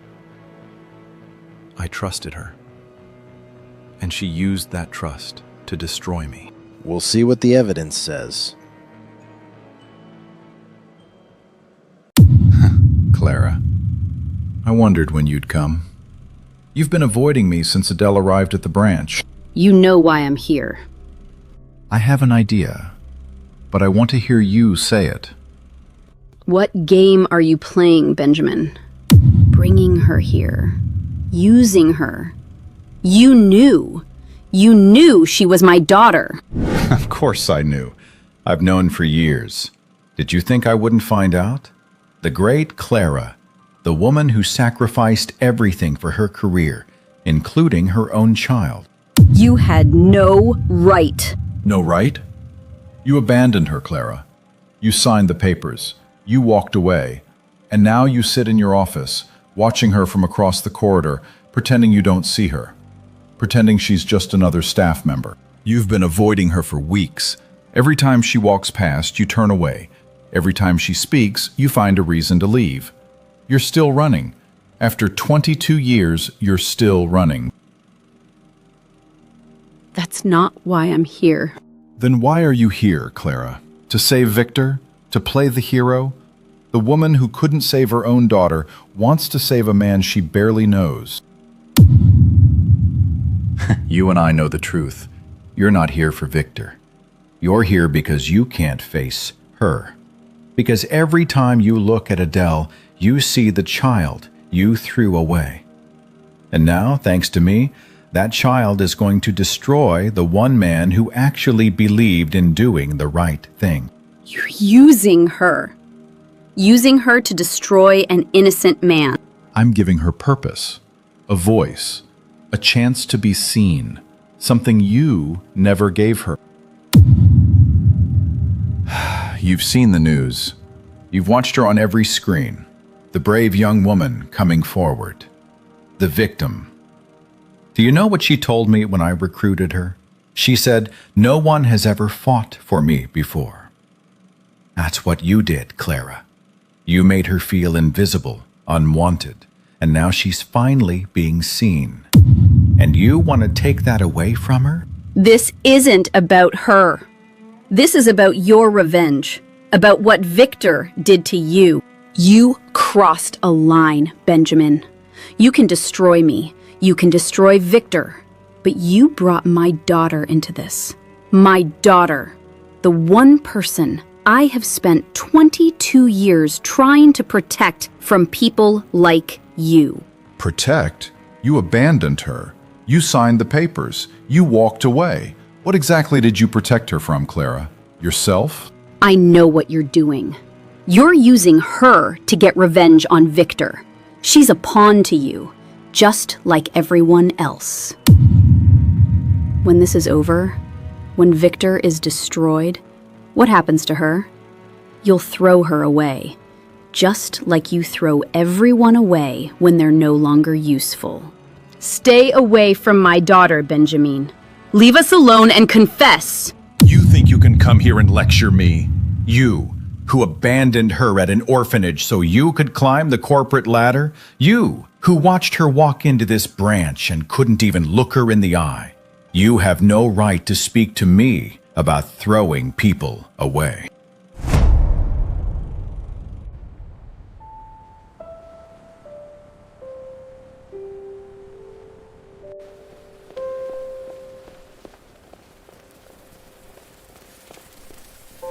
Esther, you came. I came. I thought you weren't going to come back. I've been praying. Every night. Every morning. Asking God to show you the truth. To let you see that I'm innocent. That I would never. Victor, I didn't come here to talk about innocence. Then why did you come? What is this? Open it.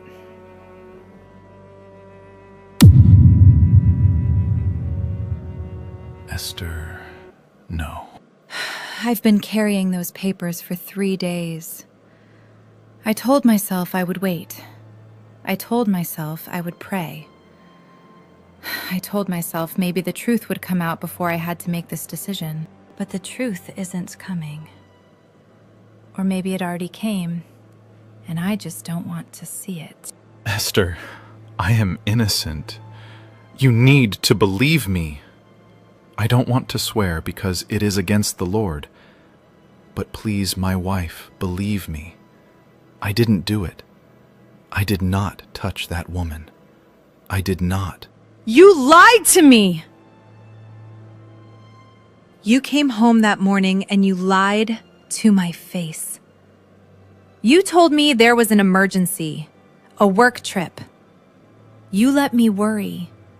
You let me pray. You let me believe in you. And all the while, you were in her bed. I was drugged. I didn't know where I was. I woke up there and I panicked. I didn't know what happened. I was scared, Esther. I was terrified. And I lied because I didn't know what else to do. That's what you say. That's what you keep saying. But I saw the photo, Victor. I saw you in her bed, with her beside you. That is not the picture of a man who was drugged and left there. That is a man who...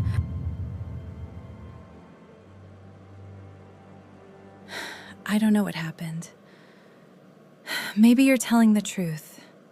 Maybe you're not. But I can't live in this not knowing. I can't be the wife of the man whose face is on every screen. I can't walk through the market and have women whisper behind my back. I can't sit in church and feel the eyes of people who used to call us such a godly couple. Esther, please. I need you. I can't do this without you. That's the problem, Victor. I've been carrying you for 19 years. Every battle, every sacrifice, every time the church needed something, I was there. Every time you needed to pray until midnight, I was there. Every time you came home exhausted and broken from fighting corruption, I was there. I was your anchor, your rock, the woman who never doubted. And now, when I need something, when I need to know the truth, when I need to be able to look at my husband and see the man I married, you give me lies. You give me... I don't remember. You give me a photo that I can't unsee. I can't do it anymore. I can't be the woman who stands by you while the world calls you a predator. I can't be the wife who waits for a truth that may never come. Esther, listen to me. Benjamin set me up. He told me he would destroy me. He said, You think I don't know that? You think I don't know that Benjamin is capable of this? I know. I know what he is. I know he wants revenge. But knowing that doesn't change the photo, Victor. It doesn't change the fact that you were in her bed. It doesn't change the fact that you lied to me.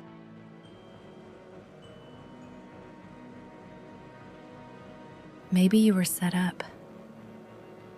Maybe Benjamin drugged you. Maybe Adele is lying, but maybe you're not the man I thought you were. Maybe you've been hiding something all these years. Maybe men, no matter how holy they seem, can change, can fall, can become something their wives don't recognize. I've seen it happen. I've watched good men become monsters. I've watched wives stay believing, praying, hoping, and lose themselves in the process. I won't be that woman. I won't lose myself waiting for a truth that may never come. You don't believe me. I don't know what I believe anymore. And that's the problem. I've been your wife for 19 years. I've prayed with you, fought with you, believed in you when no one else did, and now I look at you and I don't know who you are. Esther, please, don't do this. I am innocent. I am innocent. I love you. I have never stopped loving you. Please. I'm not doing this because I don't love you. I'm doing this because I need to survive. And right now, surviving means letting you go. Sign the papers if you truly love me. Esther! Esther! Esther! Esther! I am innocent. I have never touched another woman. I have never wanted anyone but you. Please. Please believe me. You should have thought about that before you got in her car.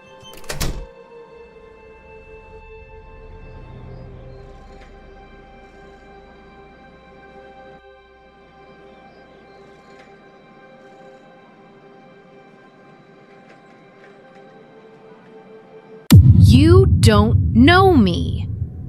You lost the right to know me the day you signed that paper and walked away.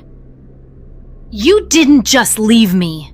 You stayed close enough to watch and still chose not to come back. I saw you every year. Birthdays, school gates. I stood across the street and told myself you were better off without me. Better off? Do you know what it feels like to be the child nobody picks? To watch other kids get chosen, and you start wondering what is wrong with you? So don't come here now and act like you care. You had 22 years to care. I didn't stay away because I didn't care. I stayed away because if I came close, I would have had to take you back. And I knew I didn't have the courage to fight for you. Exactly. You were weak. Adele? At least Benjamin wasn't. Adele, listen to me. No, you listen. He saw me. Not as a mistake, not as something to hide. He saw someone he could use, and still chose me. Do you know what that feels like? To finally be useful to someone? He's not choosing you, he's positioning you. There's a difference. It still feels better than being abandoned.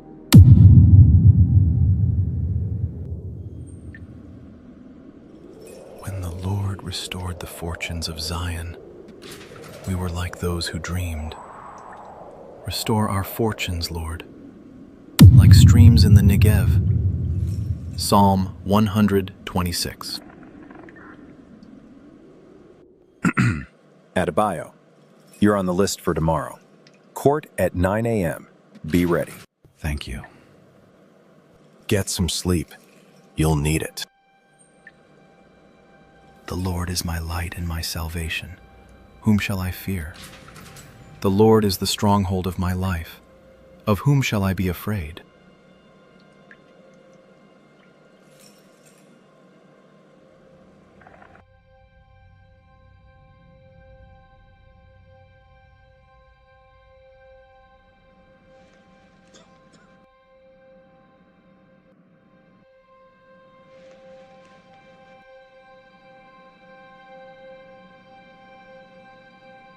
Be seated.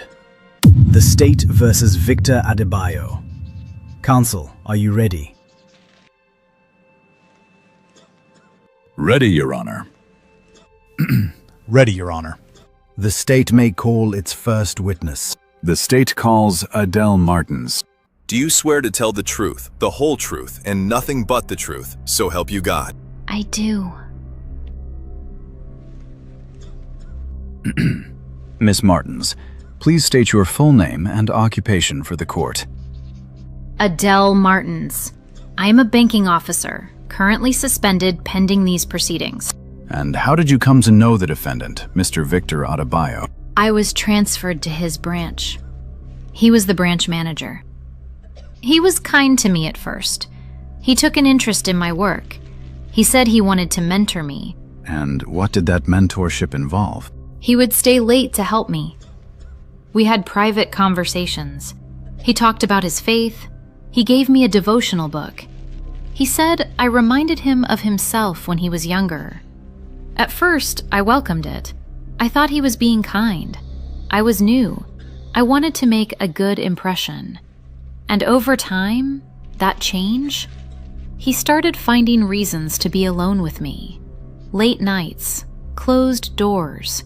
He would touch my hand when he talked to me, stand too close. Did he ever make inappropriate comments about your appearance?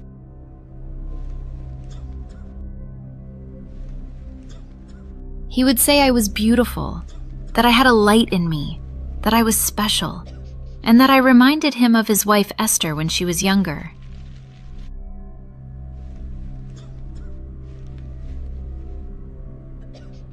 No further questions. Defense cross-examination. Miss Martins, you claim the defendant forced himself on you, yet you continued to work with him, accepted rides, sought him out. Isn't it true you were recruited by Benjamin Okonkwo to destroy this man? I don't know what... We have a witness, someone who recorded your conversation with Mr. Okonkwo. Shall I play it for the court? A witness? How did Benjamin not see this one? You can call the witness forward. For thou, O Lord, are a shield for me. You are my glory and the lifter of my head. Lord, I see what you are doing. I'm a cleaner. Night shift at the branch. 7 years. And on the night of the welcome party, what did you see? I was cleaning the corridor near the event hall. I saw Mr. Victor and Miss Adele talking. She gave him a drink. He drank it. After that, he started swaying, like he couldn't stand straight. She took his arm and led him outside. Did you follow them? I was going to check on Mr. Victor. He's always been good to me. Helped my son when he was sick. So I went to the back door where they'd gone. But before I could step out, I heard voices. 2 people. Miss Adele and a man. I didn't know the man's name then. I know now he's Mr. Benjamin.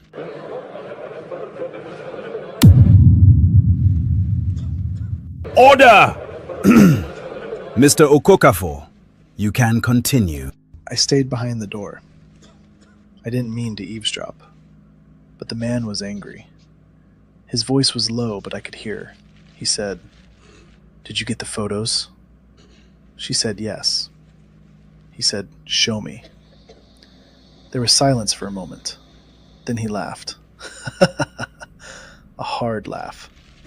He said, "Good. He'll never recover from this. No one will believe him. You did good, Adele. Exactly what I trained you to do." What happened next? The man told her to go back to the party, act normal, said he would handle the rest. I heard them walk away. I waited a few minutes, then I went outside. Mr. Victor was gone. Miss Adele's car was gone. I didn't know what to do. I was scared. Why didn't you come forward immediately? I was afraid. These are powerful people. I'm just a cleaner. But Mr. Victor, He helped my son when no one else would. My boy needed kidney dialysis. Mr. Victor paid for it. Didn't ask for anything, just said, "Every child deserves a chance." How could I let him go to prison for something he didn't do?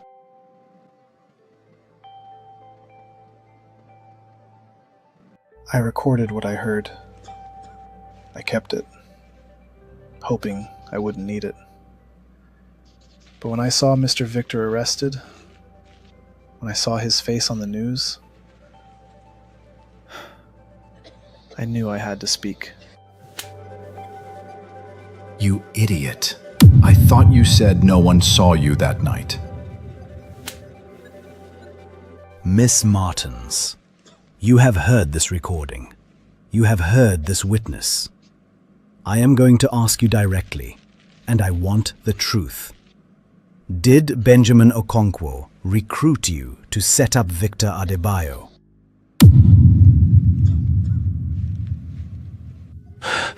No, Adele. Do not admit it. Yes, Your Honor.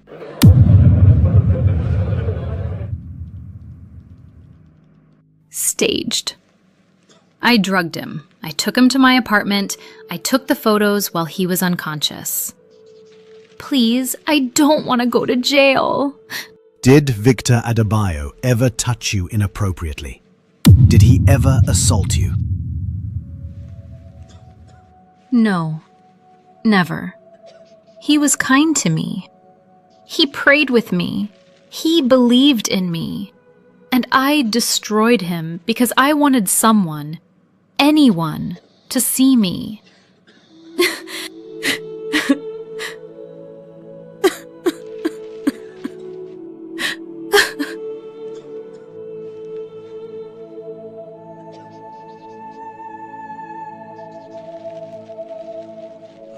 Mr. Adebayo, this court finds no credible evidence to support the charges against you.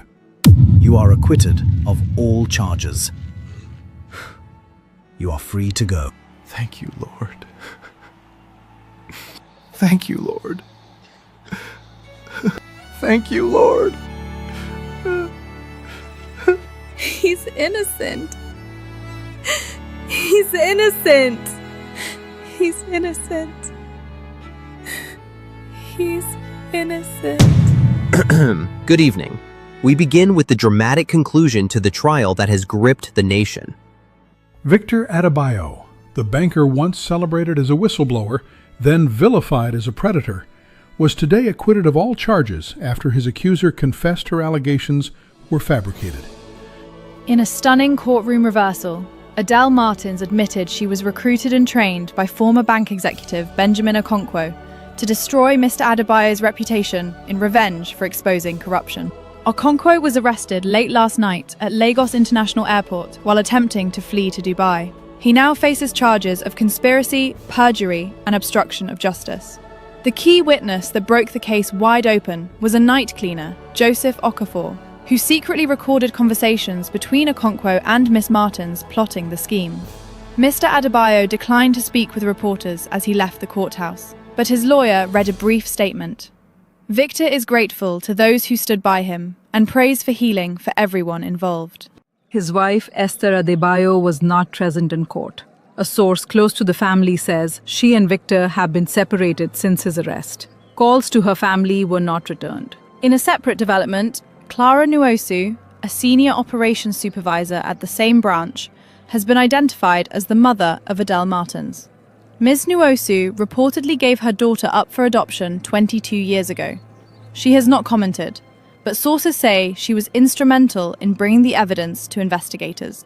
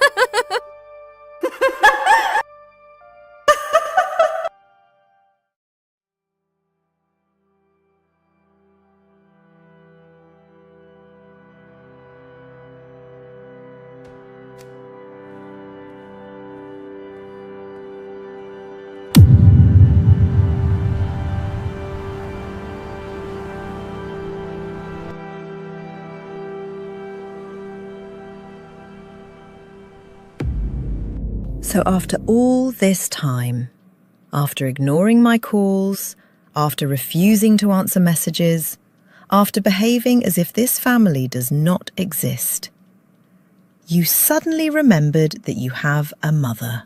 Mama, please, not today. I'm not here for all of that. I just came to see you, to check on you, to make sure you're okay. That's all. I'm already dealing with a lot. I don't have the strength for another confrontation right now. You don't have the strength. But you had the strength to leave your husband when he needed you. Mother, please. You don't understand what I saw. You don't understand how everything looked. You don't understand the pressure I was under at that time. Everybody is talking as if I just woke up one morning and decided to destroy my marriage for no reason. Then explain it. I am trying to explain, but nobody wants to listen. Everybody has already decided that I am the problem, that I am the one who ruined everything, that I am the one who failed as a wife. And no one is asking what I was dealing with in that moment. We are asking you now. So say it. I saw something that did not make sense. Something that shook me. Something that made me question everything I thought I knew about my husband. And in that moment, I could not breathe. I could not think. I could not even pray. Everything just collapsed at once, and I did not know how to handle it. So you left? Yes, I stepped away because I needed to think. I needed space. I needed to protect myself from making a decision I would regret if I stayed in that situation without understanding what was going on. Protect yourself? From your husband? Ngazi, you were not there. You did not see what I saw. You did not feel what I felt. It is very easy to sit here now and speak as if you would have done everything perfectly. As if you would have been strong and calm and unwavering. No, what is easy is leaving. Standing is what is difficult. You're all acting like I abandoned him for no reason. I didn't. I was overwhelmed. I was confused. I was trying to understand whether the man I have been married to for 19 years is actually who I thought he was.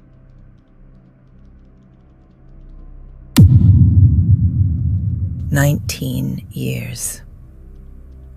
You said it yourself. 19 years of knowing a man, and one moment was enough for you to doubt everything. I was under pressure. I was scared. I was trying to process something that did not make sense. And your response to fear was to leave. Marriage is not built on feelings, Esther, because feelings change. Marriage is built on what you choose when your feelings fail you. Your husband was sitting in a place where everything was against him. He did not know if he would come out. He did not know who believed him. And his wife removed herself.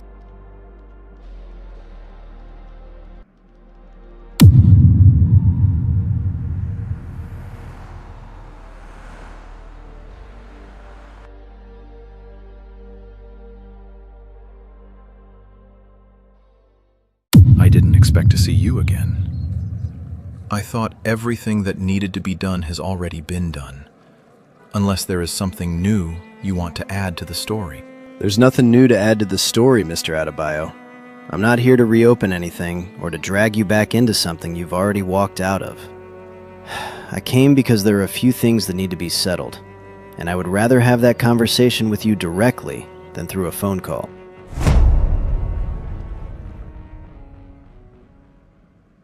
You said you needed to settle something.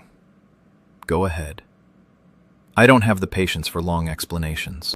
Fair enough. I'll be direct. Adele Martins has been formally charged for filing a false report and obstruction of justice. Based on the evidence we now have, the case against her is strong enough to proceed to trial without complications. However, before we move forward, there is one decision that does not belong to the department.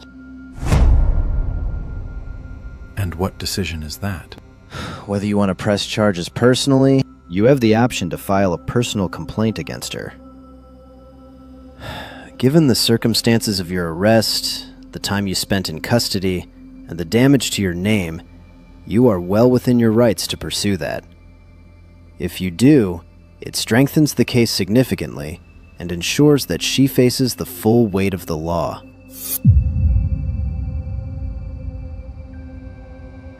And if I don't? The case still proceeds, but it changes the tone. It becomes a state matter, not a personal one. The outcome might still be the same, but your voice will not be part of it. You're asking me if I want to fight her after everything. I'm asking you what you want to do with what was done to you. That's interesting, coming from you.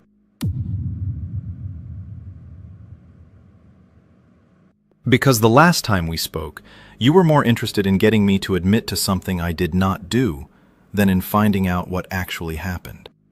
You're right.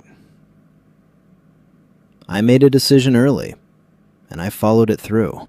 You didn't just follow it through. You pushed it. You told me to plead guilty before I even had the chance to explain myself. You looked at me and decided what kind of man I was without asking a single real question. That's how this job works sometimes. That's how you chose to work. Yes, that's how I chose to work. And I was wrong.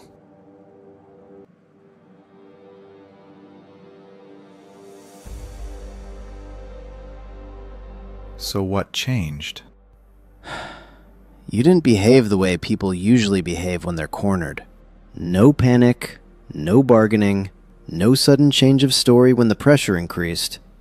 You stayed consistent, even when it would have been easier to say what needed to be said just to get out. That doesn't make me innocent. No, it doesn't.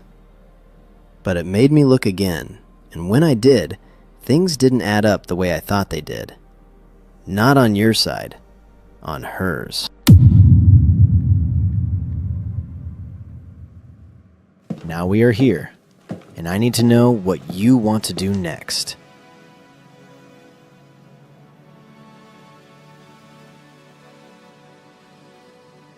Do you know what the hardest part of all this was? It wasn't the cell. It wasn't the questioning. It wasn't even the accusation.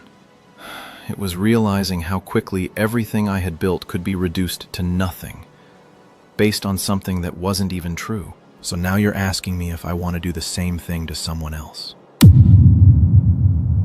I'm asking if you want justice. No. You're asking if I want retaliation. Those two things are not always the same. I know. That's why I'm choosing one. And which one is that? I'm not pressing charges. You're certain? Yes. After everything she put you through, the time you lost, the damage to your name, the position she put you in, you're choosing to step back? I've already lost enough. I'm not going to lose myself as well. Most people wouldn't make that decision. Most people weren't in that position. Understood. Whatever it is that kept you steady through all of this, don't lose it now. You held on to something most people let go of a long time ago.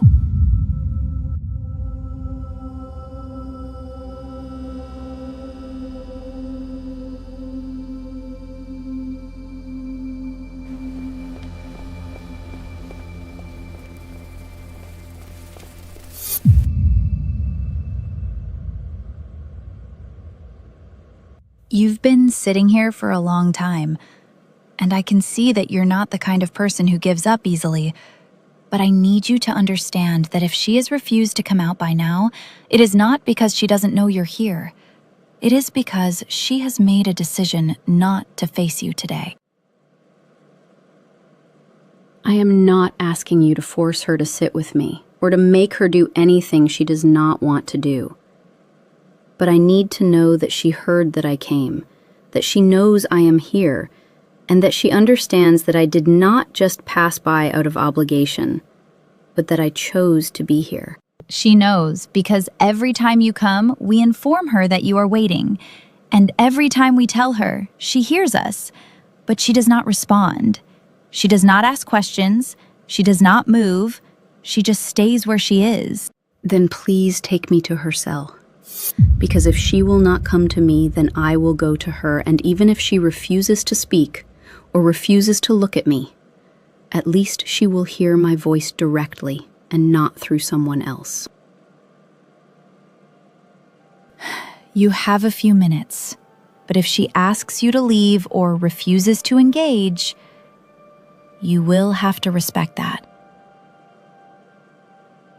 Thank you. I'm telling you, the board didn't just wake up one morning and decide to start cleaning the house. This thing has been building for months, and now that everything is coming out, everybody is suddenly acting surprised as if they didn't know what was happening behind closed doors. That's how it always is, because people are comfortable when things are working in their favor.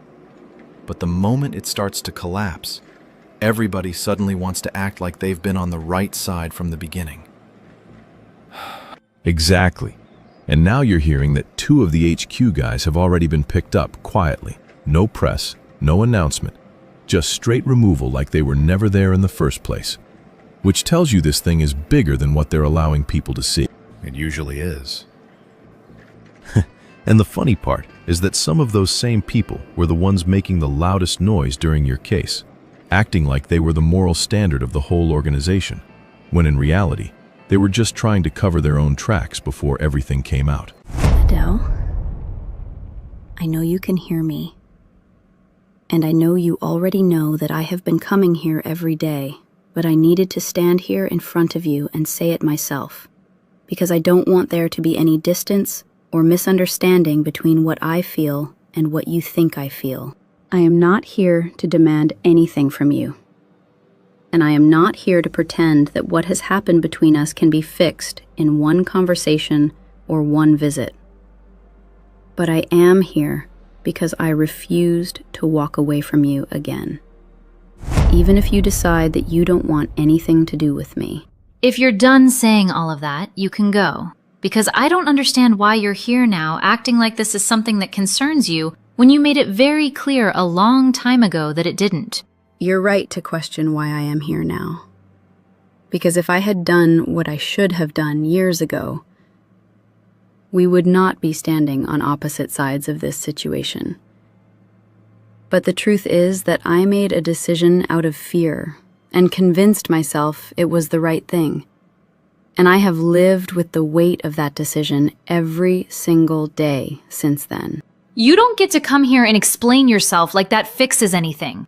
Because no matter how many words you use or how calm you sound, it doesn't change the fact that you were not there when it mattered.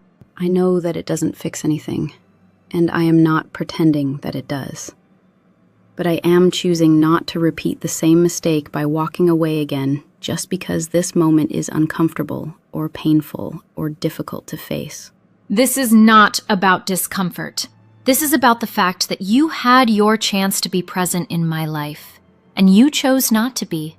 And now that everything has fallen apart, you suddenly want to show up and act like you have a place here. I am not acting like I have a place here. I am acknowledging that I lost that place a long time ago.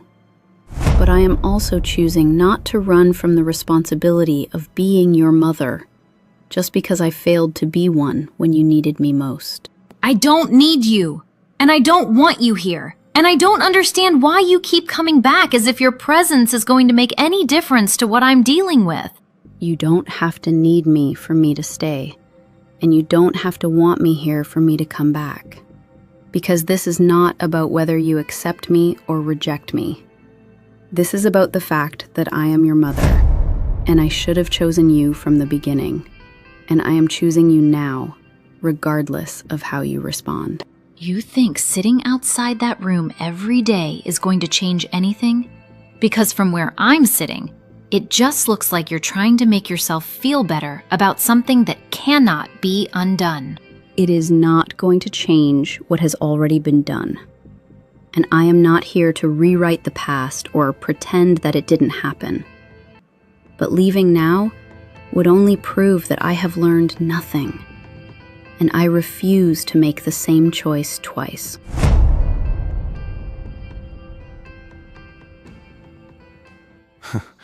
That part doesn't surprise me. Still, you handled it better than most people would have. Because if it were somebody else, by now they would have burned every bridge, called out names publicly, dragged the whole system down just to clear their own image. That wouldn't fix anything. Maybe not, but at least it would make them feel better. Feeling better and being better are not the same thing. So, have you spoken to her?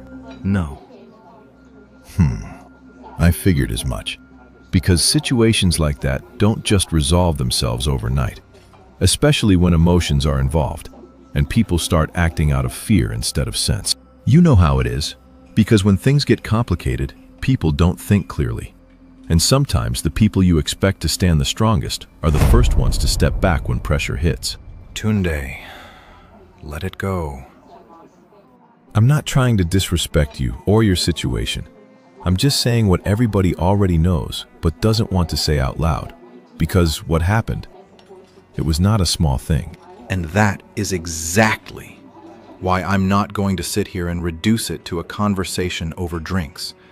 Because whatever happened between me and my wife is not something I'm interested in analyzing with anyone outside of it, no matter how close we are.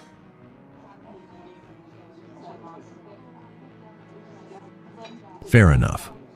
I just don't like seeing you carry everything like this, because if you don't talk about it, it has a way of sitting inside you and turning into something else. I'll deal with it. In my own time.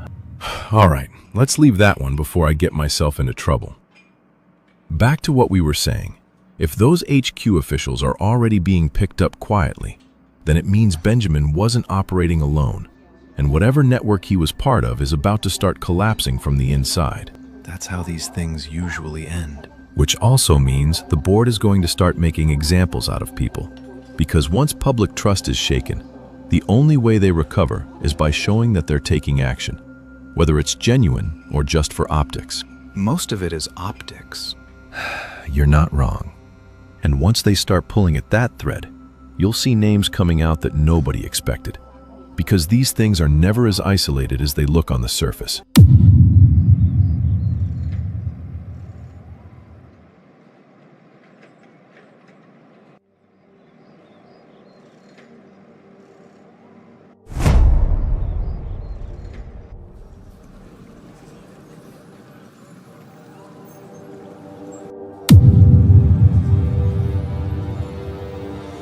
Victor, I know this is not how I planned to see you, and I know this is not the right place or the right moment. But I can't stand here and pretend like I didn't just see you and walk away again like I've been doing. I've been trying to find the right time, the right way to come to you and say everything that I need to say. But every time I think about it, I realize that there is no perfect way to fix something like this. And I don't even know where to begin anymore.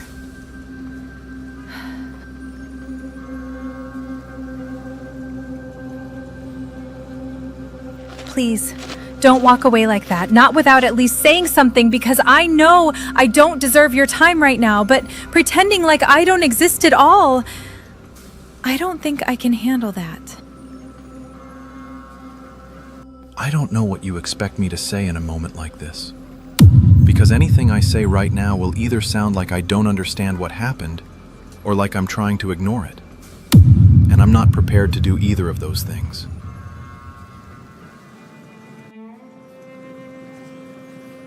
I'm not asking you to ignore it.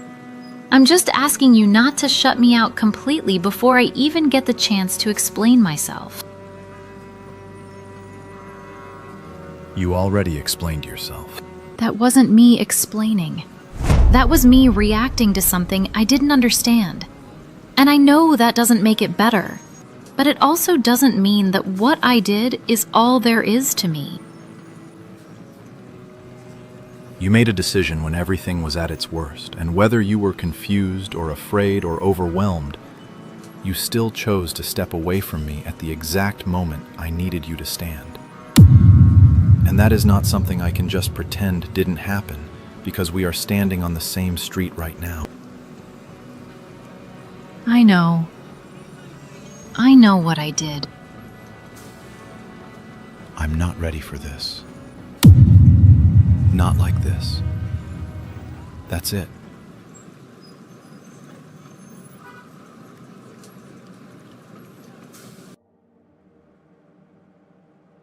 He looked at me like I was someone he used to know.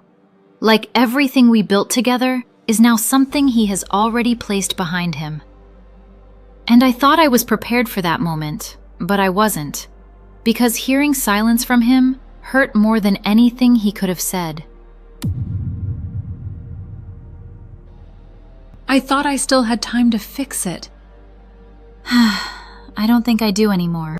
What did he say? That's the thing. He barely said anything.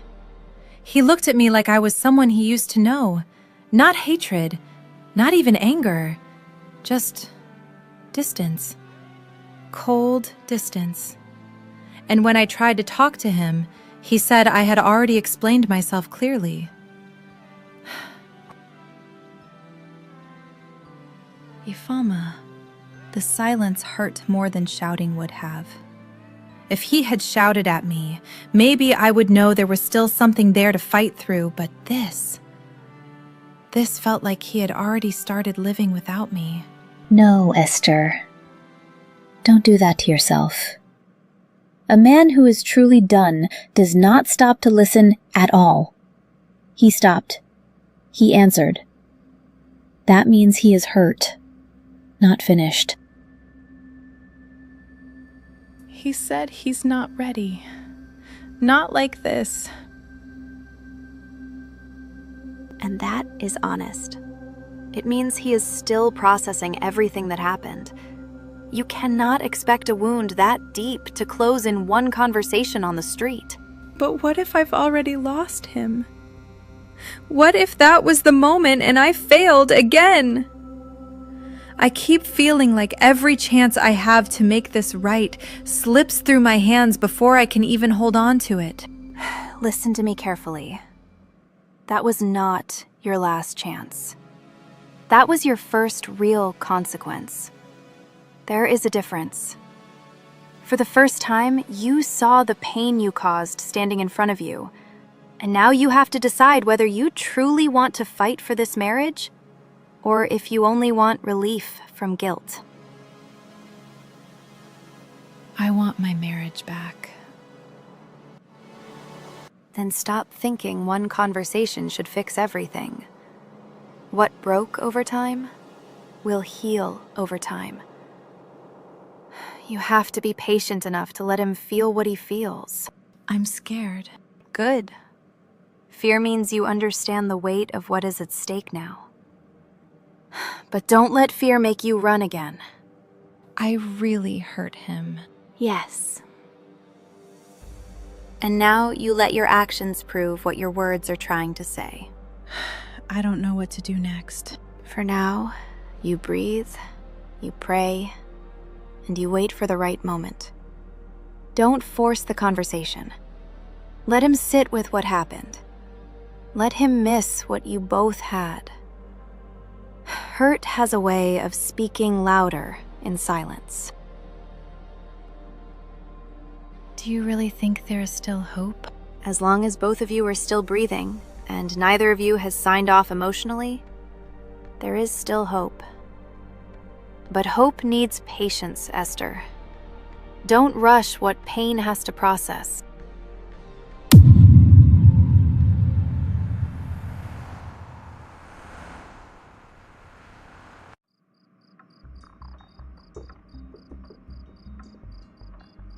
I held on when everything was against me.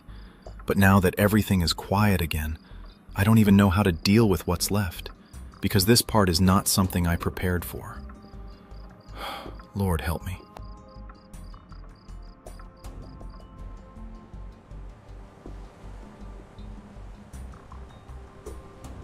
Come in. You've been out for a few days now, but you look like someone who hasn't come back from where he went. I thought once everything was cleared, once the truth came out, and I walked out of that place, things would settle in my mind. But instead, it feels like I've only just started dealing with something I don't fully understand. Sit. Start from the part you're avoiding. I can forgive the people who set this whole thing up. I can look at what happened and accept that it's done. I can even understand why someone like that would choose to go that far. But when it comes to my wife, I can't even look at her without feeling something I don't know how to describe. That makes sense. It does? Yes, because what you're describing is not anger. And it's not unforgiveness in the way people usually define it. It's something deeper. Something that happens when the place you felt safest becomes the place you were wounded. When someone outside attacks you, your mind knows how to process it. Because you already understand that not everyone wishes you well. So even though it hurts, it doesn't confuse you. But when the person who knows you, who has lived with you, who has seen you at your best and your worst, becomes part of that pain, it creates a kind of internal conflict that doesn't resolve quickly. Your mind tries to protect you from feeling that same thing again. So it does something very subtle. It doesn't shout. It doesn't react loudly. It withdraws. Not from the world, from the person. That's exactly what it feels like. Because a part of you is trying to make sure you're never that exposed again. Even if it costs you the relationship. I don't want to lose my marriage, but at the same time, I don't know how to act like what she did didn't happen. And I don't know how to stand in front of her and pretend that something hasn't shifted permanently. You don't pretend, and you don't ignore it, because healing is not pretending something didn't happen. It is choosing what you will do with what happened. And right now you are standing in between two choices without realizing it. You forgave the situation, but you are holding on to the person. So what am I supposed to do? You decide whether you want to protect your hurt or restore your marriage, because you cannot fully do both at the same time.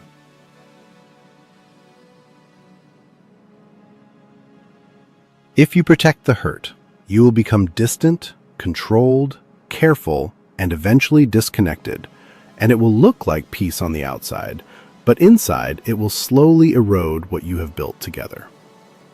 If you choose restoration, it will cost you something. What does it cost? It costs you your right to stay guarded. And that is not easy. Trust doesn't come back because someone apologized, and it doesn't come back because you decided to forgive. It comes back because both people stay long enough and consistently enough for safety to return. And if it doesn't? Then at least you will know that you chose love without holding back, instead of holding on to pain and calling it protection. You forgave the woman who accused you, and that says something about your heart. Now you have to decide what you will do with the woman you love.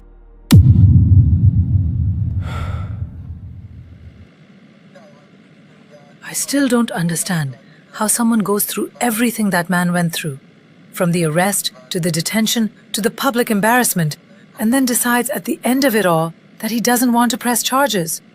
Because if it were me, I would not just press charges. I would make sure the case follows her for the rest of her life.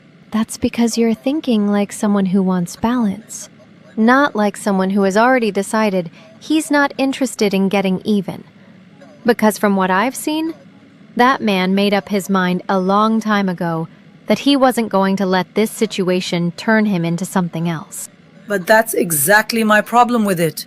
Because this is not a small mistake we're talking about. This is a full accusation that could have destroyed him completely. And you're telling me he just wakes up one day and decides to step back like it didn't happen? He didn't wake up one day and decide anything. Because if you watched him closely from the beginning, you would realize that he never approached this situation the way most people would. And that includes the way he handled pressure, the way he responded to questioning, and even the way he carried himself when everything was clearly against him. So what are you saying? That this is some kind of moral statement? Or that he's trying to prove a point by letting her walk away without pushing it further? No, I'm saying he's not interested in fighting the same way everyone else is. Because for him, this is not just about winning a case or clearing his name. It's about not losing something else in the process. That sounds good when you say it like that. But in reality, people don't just let things go like this, especially when the damage is that serious. Because whether he likes it or not, what she did has consequences. And she will still face those consequences, because the case doesn't disappear just because he stepped back. It only changes how far it goes, and what role he plays in it. The law will do its part. And what about her? What happens now? She'll be released into her mother's custody under supervision, and the case will continue without his direct involvement. Which means she walks out of here today, but she doesn't walk away from what she's done. I don't know whether to respect that kind of decision or question it, because it takes something to step back like that. But at the same time, it also feels like letting someone off too easily. It's not easy. For either of them. Adele Martins. Adele! What is it? You need to get up and gather your things, because you've been cleared for release under supervision, and arrangements have already been made for you to be handed over to your legal guardian, so you won't be staying here any longer. What do you mean, release? It means you're leaving. Today. That doesn't make sense. Because the last time I checked, this situation wasn't something that just disappears overnight. So what changed? And why am I suddenly being told to walk out like nothing happened? The man you accused chose not to press charges. He... what? He stepped back. That doesn't mean everything is over, but it changes your position.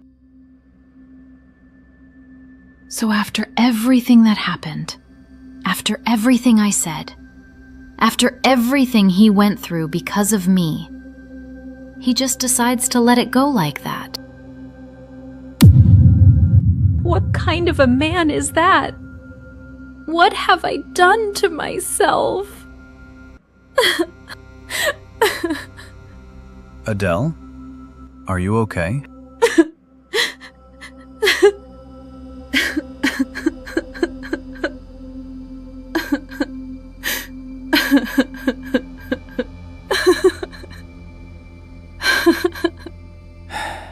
Is she not supposed to be happy?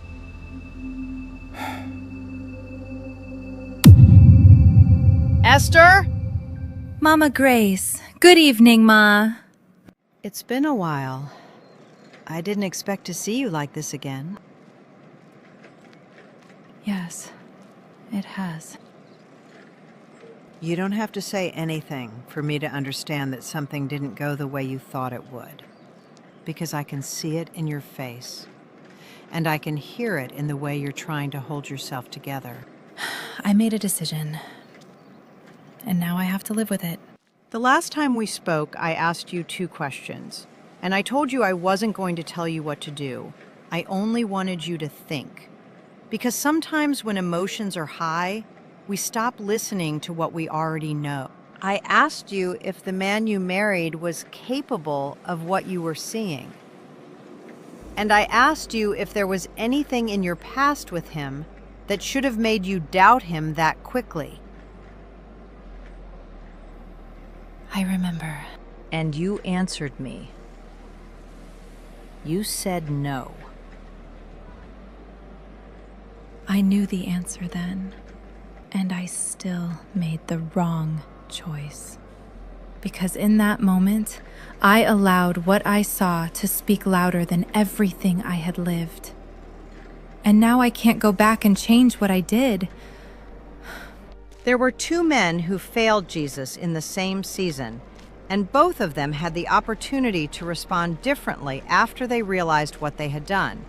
But only one of them understood what it means to return. Peter broke down. He faced what he had done, and even though it was painful, he went back and he was restored over time. Judas could not face it, not because forgiveness wasn't available, but because he could not bring himself to stand in front of the one he betrayed. And sometimes the difference between destruction and restoration is not the mistake. It is whether you are willing to go back and face the person you hurt. What if he doesn't want to see me? Then you go anyway. Not because you are forcing a response from him, but because you are taking responsibility for what you did, and you are giving him the opportunity to decide what he wants to do with it. Avoiding him will not heal anything. And if I go, and he rejects me? Then you will face that truth.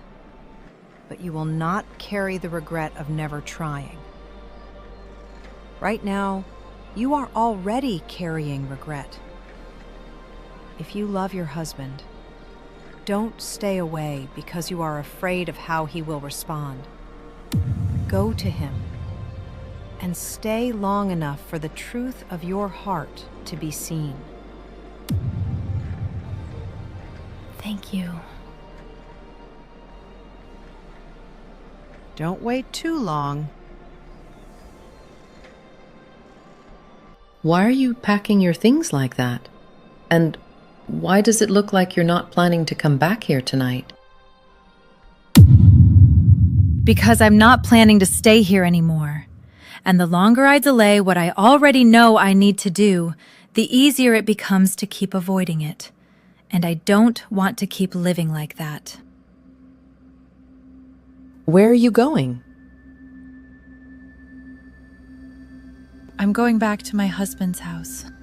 You're going back, just like that, without him asking you to come, without any conversation, without even knowing if he's ready to see you. And you think that's a good idea? I don't know if it's a good idea. And I'm not pretending that I have everything figured out. But what I do know is that staying here and waiting for the perfect moment is not going to fix anything. And at some point, I have to take responsibility for what I did. Responsibility is one thing, but walking into a situation where you are not wanted is another. Because you're not just going there to apologize, you're going there to stay. And those are two very different things. That is my home, whether things are good or bad, whether he is ready or not. And I left that house when I should have stayed. So going back now is not about whether it feels comfortable. It's about doing what I should have done in the first place. And if he sends you away? Then I will face that. But at least I will know that I tried, instead of sitting here and letting fear decide everything for me. You've already made up your mind. Yes. Just don't go there expecting things to be the way they were. Because even if he lets you stay, it will not be easy. I know. It shouldn't be. She just packed her things and said she's going back to her husband's house, as if everything has suddenly become simple overnight, and I don't even think she understands what she's walking into. It is her marriage. She will learn. Or she will suffer. Sometimes that is the same thing. Why are you packing your things like that? And why does it look like you're not planning to come back here tonight? Because I'm not planning to stay here anymore. And the longer I delay what I already know I need to do, the easier it becomes to keep avoiding it. And I don't want to keep living like that. Where are you going? I'm going back to my husband's house. You're going back, just like that, without him asking you to come, without any conversation, without even knowing if he's ready to see you. And you think that's a good idea? I don't know if it's a good idea. And I'm not pretending that I have everything figured out. But what I do know is that staying here and waiting for the perfect moment is not going to fix anything. And at some point, I have to take responsibility for what I did. Responsibility is one thing, but walking into a situation where you are not wanted is another. Because you're not just going there to apologize, you're going there to stay. And those are two very different things.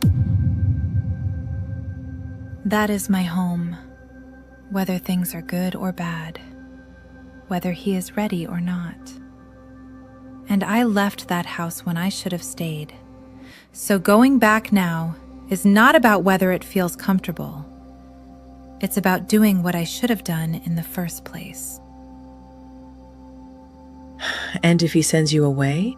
Then I will face that. But at least I will know that I tried, instead of sitting here and letting fear decide everything for me. You've already made up your mind. Yes. Just don't go there expecting things to be the way they were. Because even if he lets you stay, it will not be easy. I know. It shouldn't be. She just packed her things and said she's going back to her husband's house, as if everything has suddenly become simple overnight, and I don't even think she understands what she's walking into. It is her marriage. She will learn. Or she will suffer. Sometimes that is the same thing.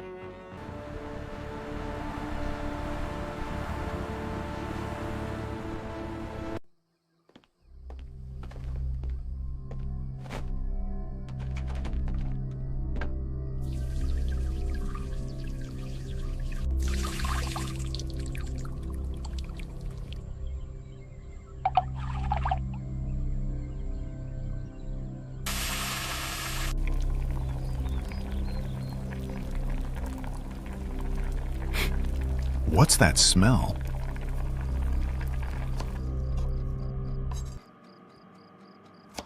I need you to explain to me what is going on right now, because I know for a fact that I did not leave this house with anyone inside it, and I am very certain that I did not invite anyone back into it. You're back. How was your day?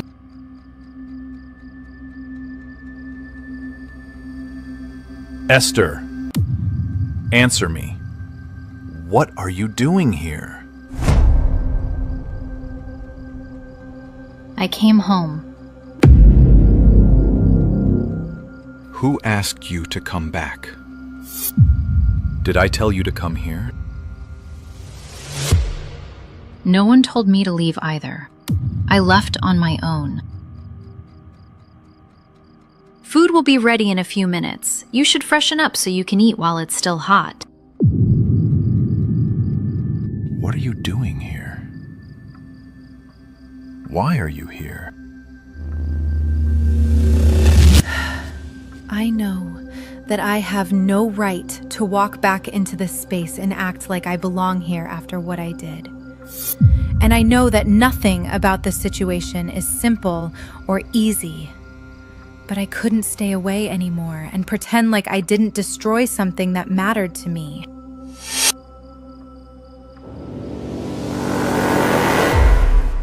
I am here because I was wrong. I am here because I failed you at the exact moment I should have stood by you. I am here because I allowed fear and confusion to speak louder than everything I knew about you. And I am not going to pretend that I can undo that. I am sorry for everything, for not trusting you, for leaving you when you needed me, for choosing myself instead of choosing us. And I don't expect you to fix this or accept me immediately. But I needed to come back and say it where it matters. Leave this room. Victor. I said, leave.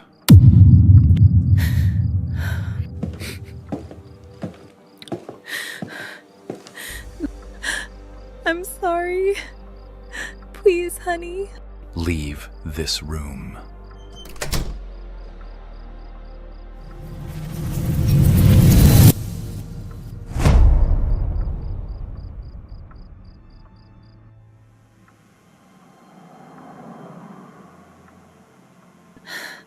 I don't even know how to start this prayer. Because everything I am about to say feels like something I should have said before I made the decisions that brought me here. And now, I am standing in the middle of the consequences, asking you to fix what I broke.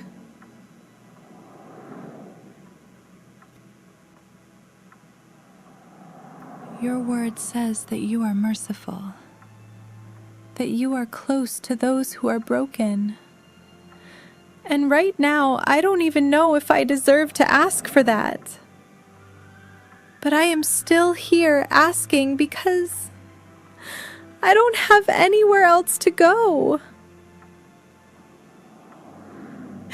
You also said, if we confess our sins, you are faithful and just to forgive us and to cleanse us from all unrighteousness. And I am holding on to that right now, not because I feel worthy of it, but because I need to believe that I am not beyond your mercy.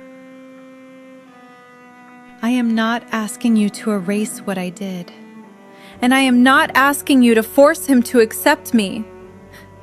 But I am asking you to heal what I damaged, to soften his heart where I caused pain, and to give me the strength to stay and face the consequences of my actions without running again. If there is still something left of this marriage, if there is still something worth rebuilding, please don't let it die because of me. Have mercy on me. and restore what I didn't know how to protect.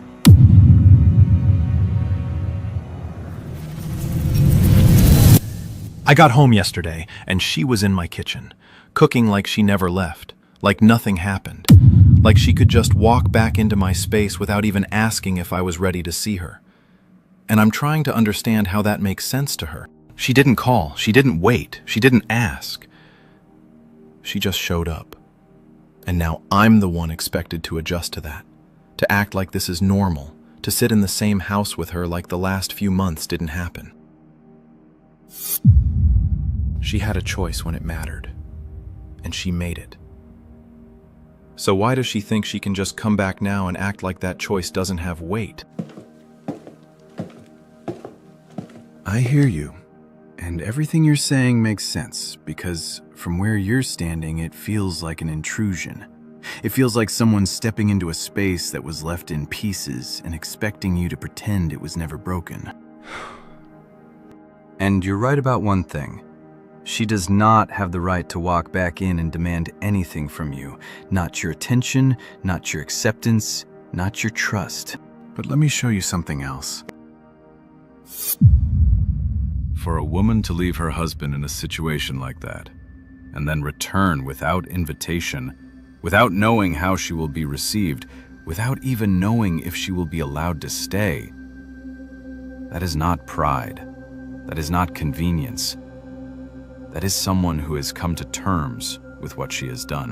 Because the easier thing for her would have been to stay away, to protect her image, to avoid the shame, to let people say whatever they want and move on with her life.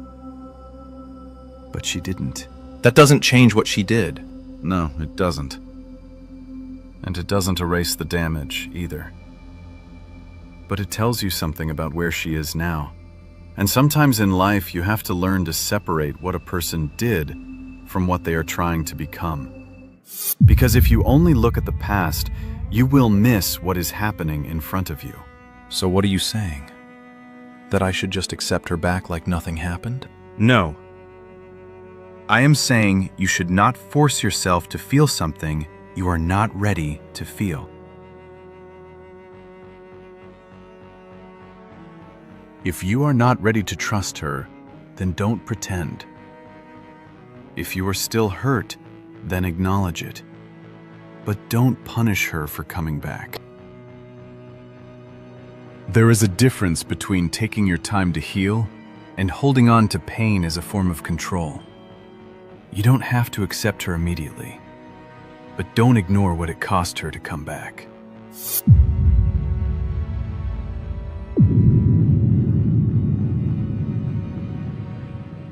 I made something you like. I wasn't sure what you would want, but I tried to keep it simple. And it's still warm if you want to eat now before it gets cold. I'm not hungry. You haven't eaten since morning. At least take something small so you don't sleep on an empty stomach.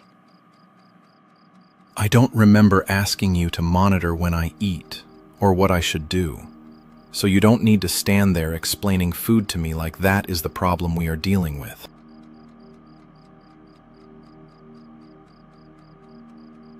I wasn't trying to. Then what are you trying to do?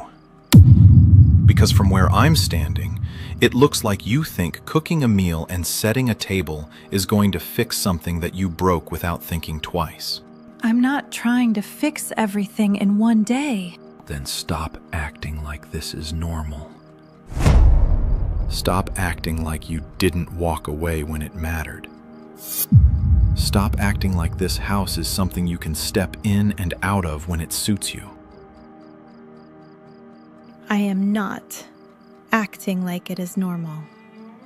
And I am not pretending that what I did didn't happen. I am here because I know it was wrong. And I am trying to stay instead of running again, even when it is difficult. You should have thought about that before.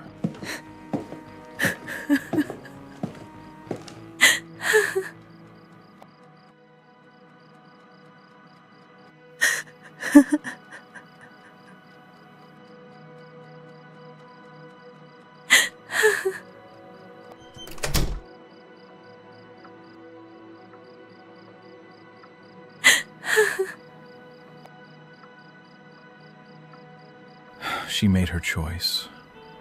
So why do I feel like I crossed a line just now? I'm the one that was wronged.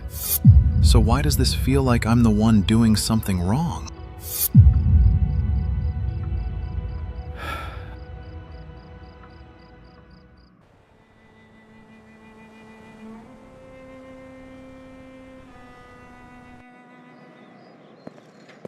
The last time I saw you, you were standing in the middle of a decision. But now I am looking at you, and I can see that you are standing inside the consequences of that decision. I thought coming back would be hard, but I didn't realize it would feel like this. Like I am standing in front of someone who used to know me and now looks at me like I am a stranger he is trying to tolerate. He doesn't shout. He doesn't fight. He just looks at me like I'm not worth the effort anymore. And I don't even know what hurts more, the things he says or the way he acts like I don't belong there.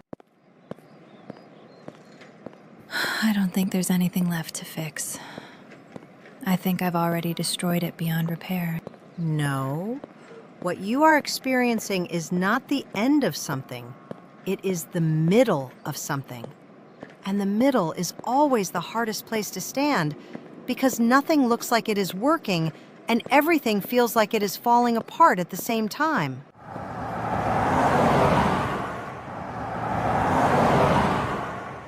You said he is not shouting, he is not pushing you out, he is not telling you to leave. He is still there, even if he is distant. That is not rejection. That is pain. It doesn't feel like pain. It feels like punishment. Because to you, it is. But to him, it is protection. The same way you ran when you were overwhelmed, he is withdrawing now. Because he is trying to understand how to exist in the same space with someone who hurt him deeply. And neither of you knows how to do that yet. I don't think I'm strong enough for this. I thought saying sorry and coming back would be the hardest part. But staying feels like I am being reminded every day of what I did. Because you are. And that is part of the process. So what am I supposed to do? Just keep standing there while he treats me like I don't matter? No, you are supposed to stay long enough for him to see that you are not the same person who walked away. And that takes time, consistency, and patience that will stretch you beyond what feels comfortable. Do you remember the story of the persistent widow? She kept coming. Not because the judge was kind, but because she refused to stop. And over time, her persistence created a response where there was none before. Your situation is not the same, but the principle is. If you believe there is still something worth saving, then you don't stop because it is difficult. You don't stop because it is uncomfortable, and you don't stop because the response you are getting is not what you hoped for. What if I keep trying and nothing changes? Then at least you will know that you gave it everything you had. Instead of walking away again and wondering for the rest of your life what could have happened if you stayed. You already know what it feels like to leave. Now learn what it means to stay.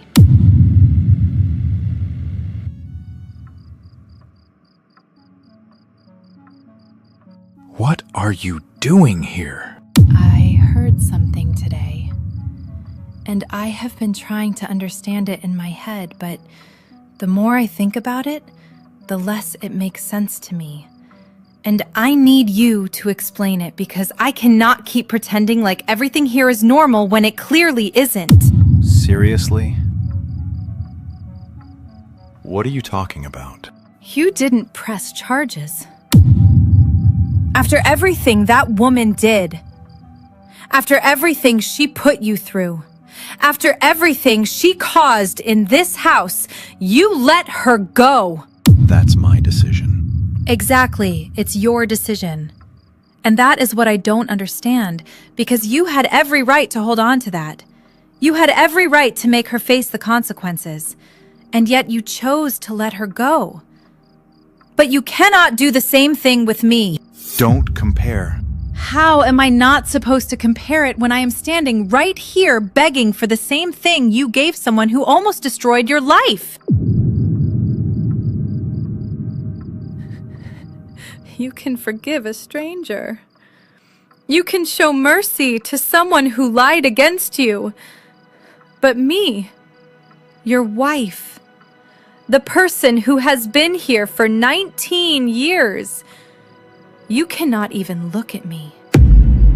You cannot eat what I cook. You cannot speak to me without making me feel like I don't exist. Because you knew me. She didn't. You lived with me. You knew who I was. You knew what I was capable of and what I wasn't. And still, you chose to believe something that didn't even look like me. I was scared. No. You chose yourself. You didn't stand. You didn't wait. You didn't even question it long enough to remember who I was. You saw one thing, and you walked away like everything we built together didn't matter. I know that. I know that now. And I have said it over and over again. I have admitted it. I have come back. I am here, trying. I am staying, even when it is hard. But you are not even giving me a chance to show you that I am not that same person anymore. Because I don't know that. I don't know who you are right now. Do you still love me?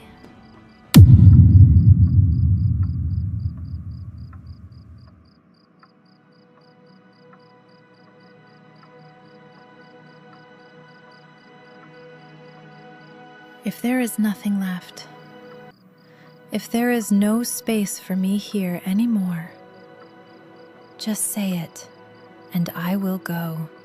Because I cannot keep standing here, hoping for something that doesn't exist.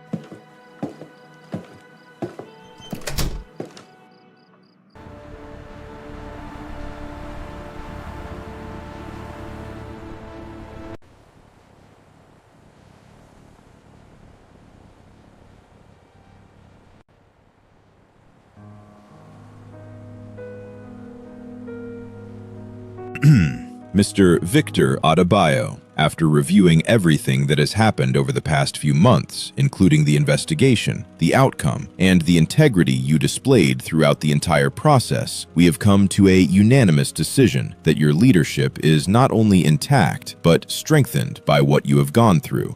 It is not every day that a man stands under pressure, refuses to compromise, and still comes out with his character intact. And for that reason, we are pleased to confirm your promotion as branch manager with immediate effect. Men like you are rare in this system. And what you did, choosing integrity over convenience, that is not something we overlook. I appreciate the recognition, but I did what I believed was right. Not because it was easy, or because I expected anything in return, but because I answered to something higher than this position. At the end of the day, it is not just about work, it is about accountability. And I try to live with that in mind.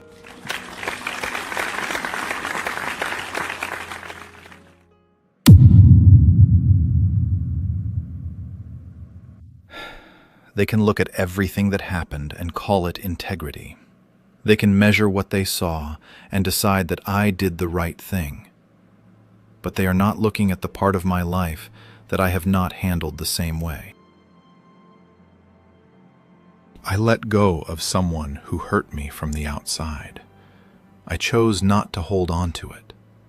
I chose not to fight it. I chose to move forward. And they call that strength. But when it came to the person who mattered the most, I held on. Lord, help me.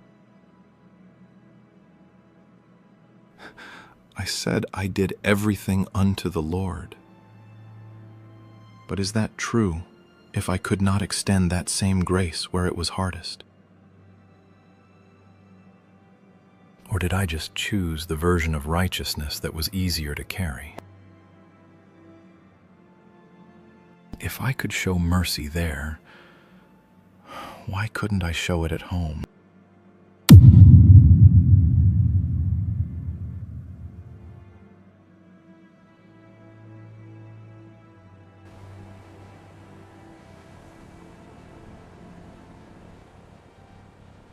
Esther, there's someone here to see you. Who is it? Just come.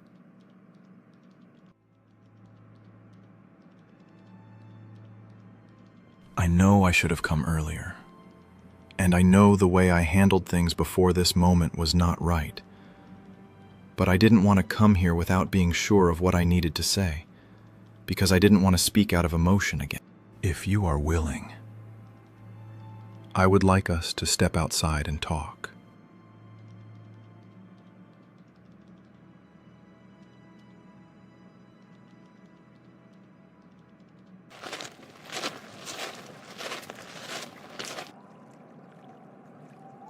I've been thinking about everything. Not just what happened between us, but what I became after it happened. And I realized that I was so focused on what you did that I didn't pay attention to what I was doing in response to it. I told myself I needed time. And that part was true, but somewhere along the way, that time stopped being about healing and started becoming distance.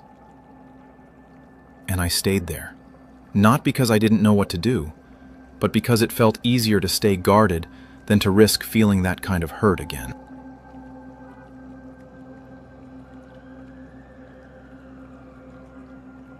When you came back, I saw it. I knew what it meant for you to walk into that house again after everything that happened. But instead of acknowledging it, I focused on what you did wrong and held on to it like that was the only part that mattered. You had every right to. I had the right to be hurt, not to stay there. Because if I'm being honest, I was not just dealing with what you did. I was reacting to what it made me feel about myself, about us, about everything I thought was stable. I know I broke that, and I have nothing to defend, nothing to explain, because everything you felt when I left, you were right to feel it. And everything you said to me after I came back, I deserved to hear it, even if it hurt. I didn't come back expecting things to go back to normal. I came back because I knew leaving was wrong, and I didn't want that to be the final decision that defined us. When you asked me if I still loved you, I didn't answer because I didn't know how to say it without ignoring everything I was feeling. It wasn't that the love was gone. It was that the hurt was louder. I understand that, because if the situation was reversed, I don't know if I would have done better. And that is something I have had to face since all of this started. If Christ could look at the very people who betrayed him, mocked him, and nailed him to the cross and still choose forgiveness, then who am I to hold on to what is hurting my own soul? Esther, I forgive you. Not because what happened did not wound me, and not because everything is suddenly healed, but because I cannot allow the worst moment of our lives to become the final chapter of what God built between us. I am here because I know walking away completely is not what I want. And more importantly, it is not what God is asking of me. I am a watchman, and I have a mission beyond my pain. There are souls to reach, lives to guide, and I cannot afford to waste my heart, my calling, and my peace on bitterness and grudges. What we had is worth fighting for, but we must be honest with ourselves that there is still much work to do, much healing to allow, and much trust to rebuild.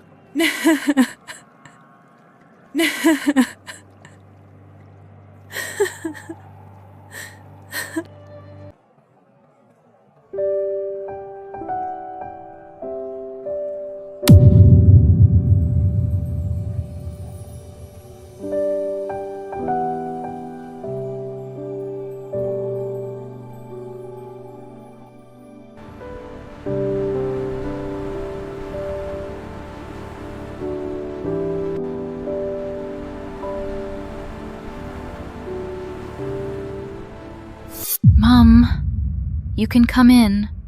You don't have to keep standing there watching me from a distance like I'm going to disappear. I still look at you sometimes and thank God. Because there was a time I thought I had lost you completely. Not just physically, but in your heart. To be honest, Mom, I was lost. I was angry, bitter, and so full of pain that I kept feeding it until it became the only thing I could hear inside me. I thought hurting other people would somehow heal what was broken in me. But when I heard that Victor chose not to press charges, after everything I did to him, after all the lies, the humiliation, the pain I caused, something in me broke.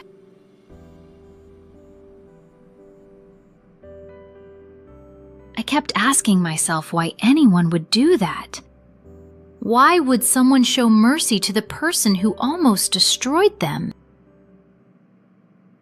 And that was the moment I saw it. It wasn't just kindness. It was Christ. For the first time, I understood what grace really means.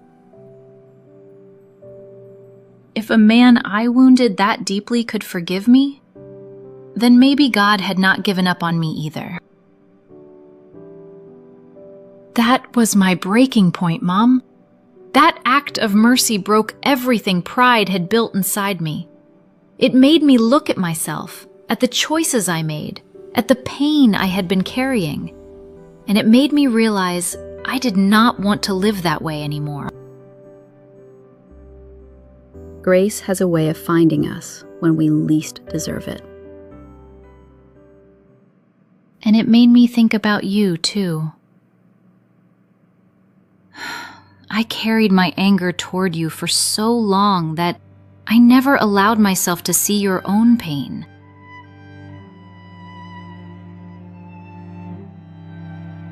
I forgive you, Mom. I really do. I don't want to keep living inside yesterday anymore. Thank you. Thank you, my daughter.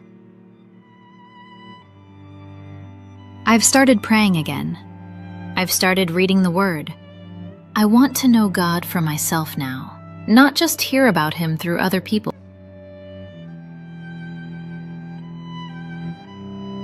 That is the best beginning you could ever have.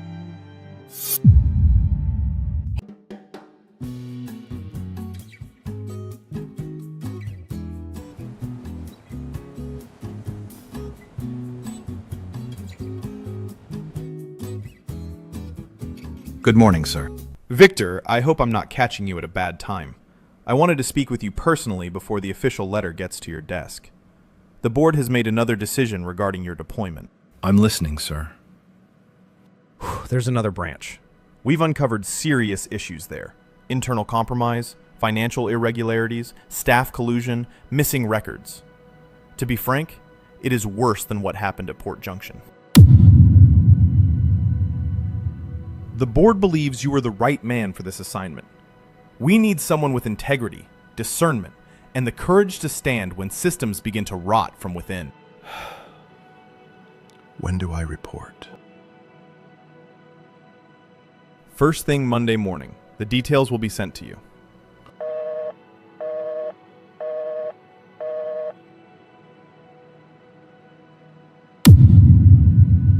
The mission continues. Honey, who was that on the phone? You look like something important just came in. Before I answer that, did you not sleep well last night? Or is it the baby again? You look exhausted.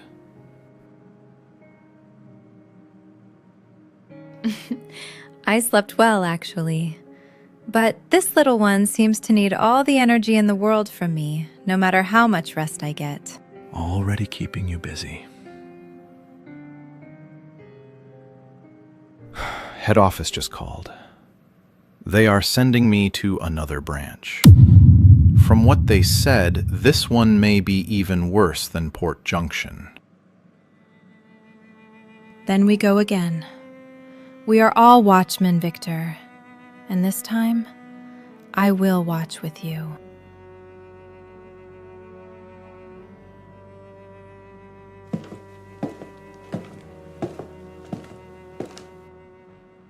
God truly restores when we let Him. He didn't just restore peace to our marriage. He restored our home, our joy, and after 19 years, He has made our joy complete. Thank you, Victor. Thank you for not giving up on us, for not letting our worst moment become the end of our story, and for loving me even when I didn't deserve it.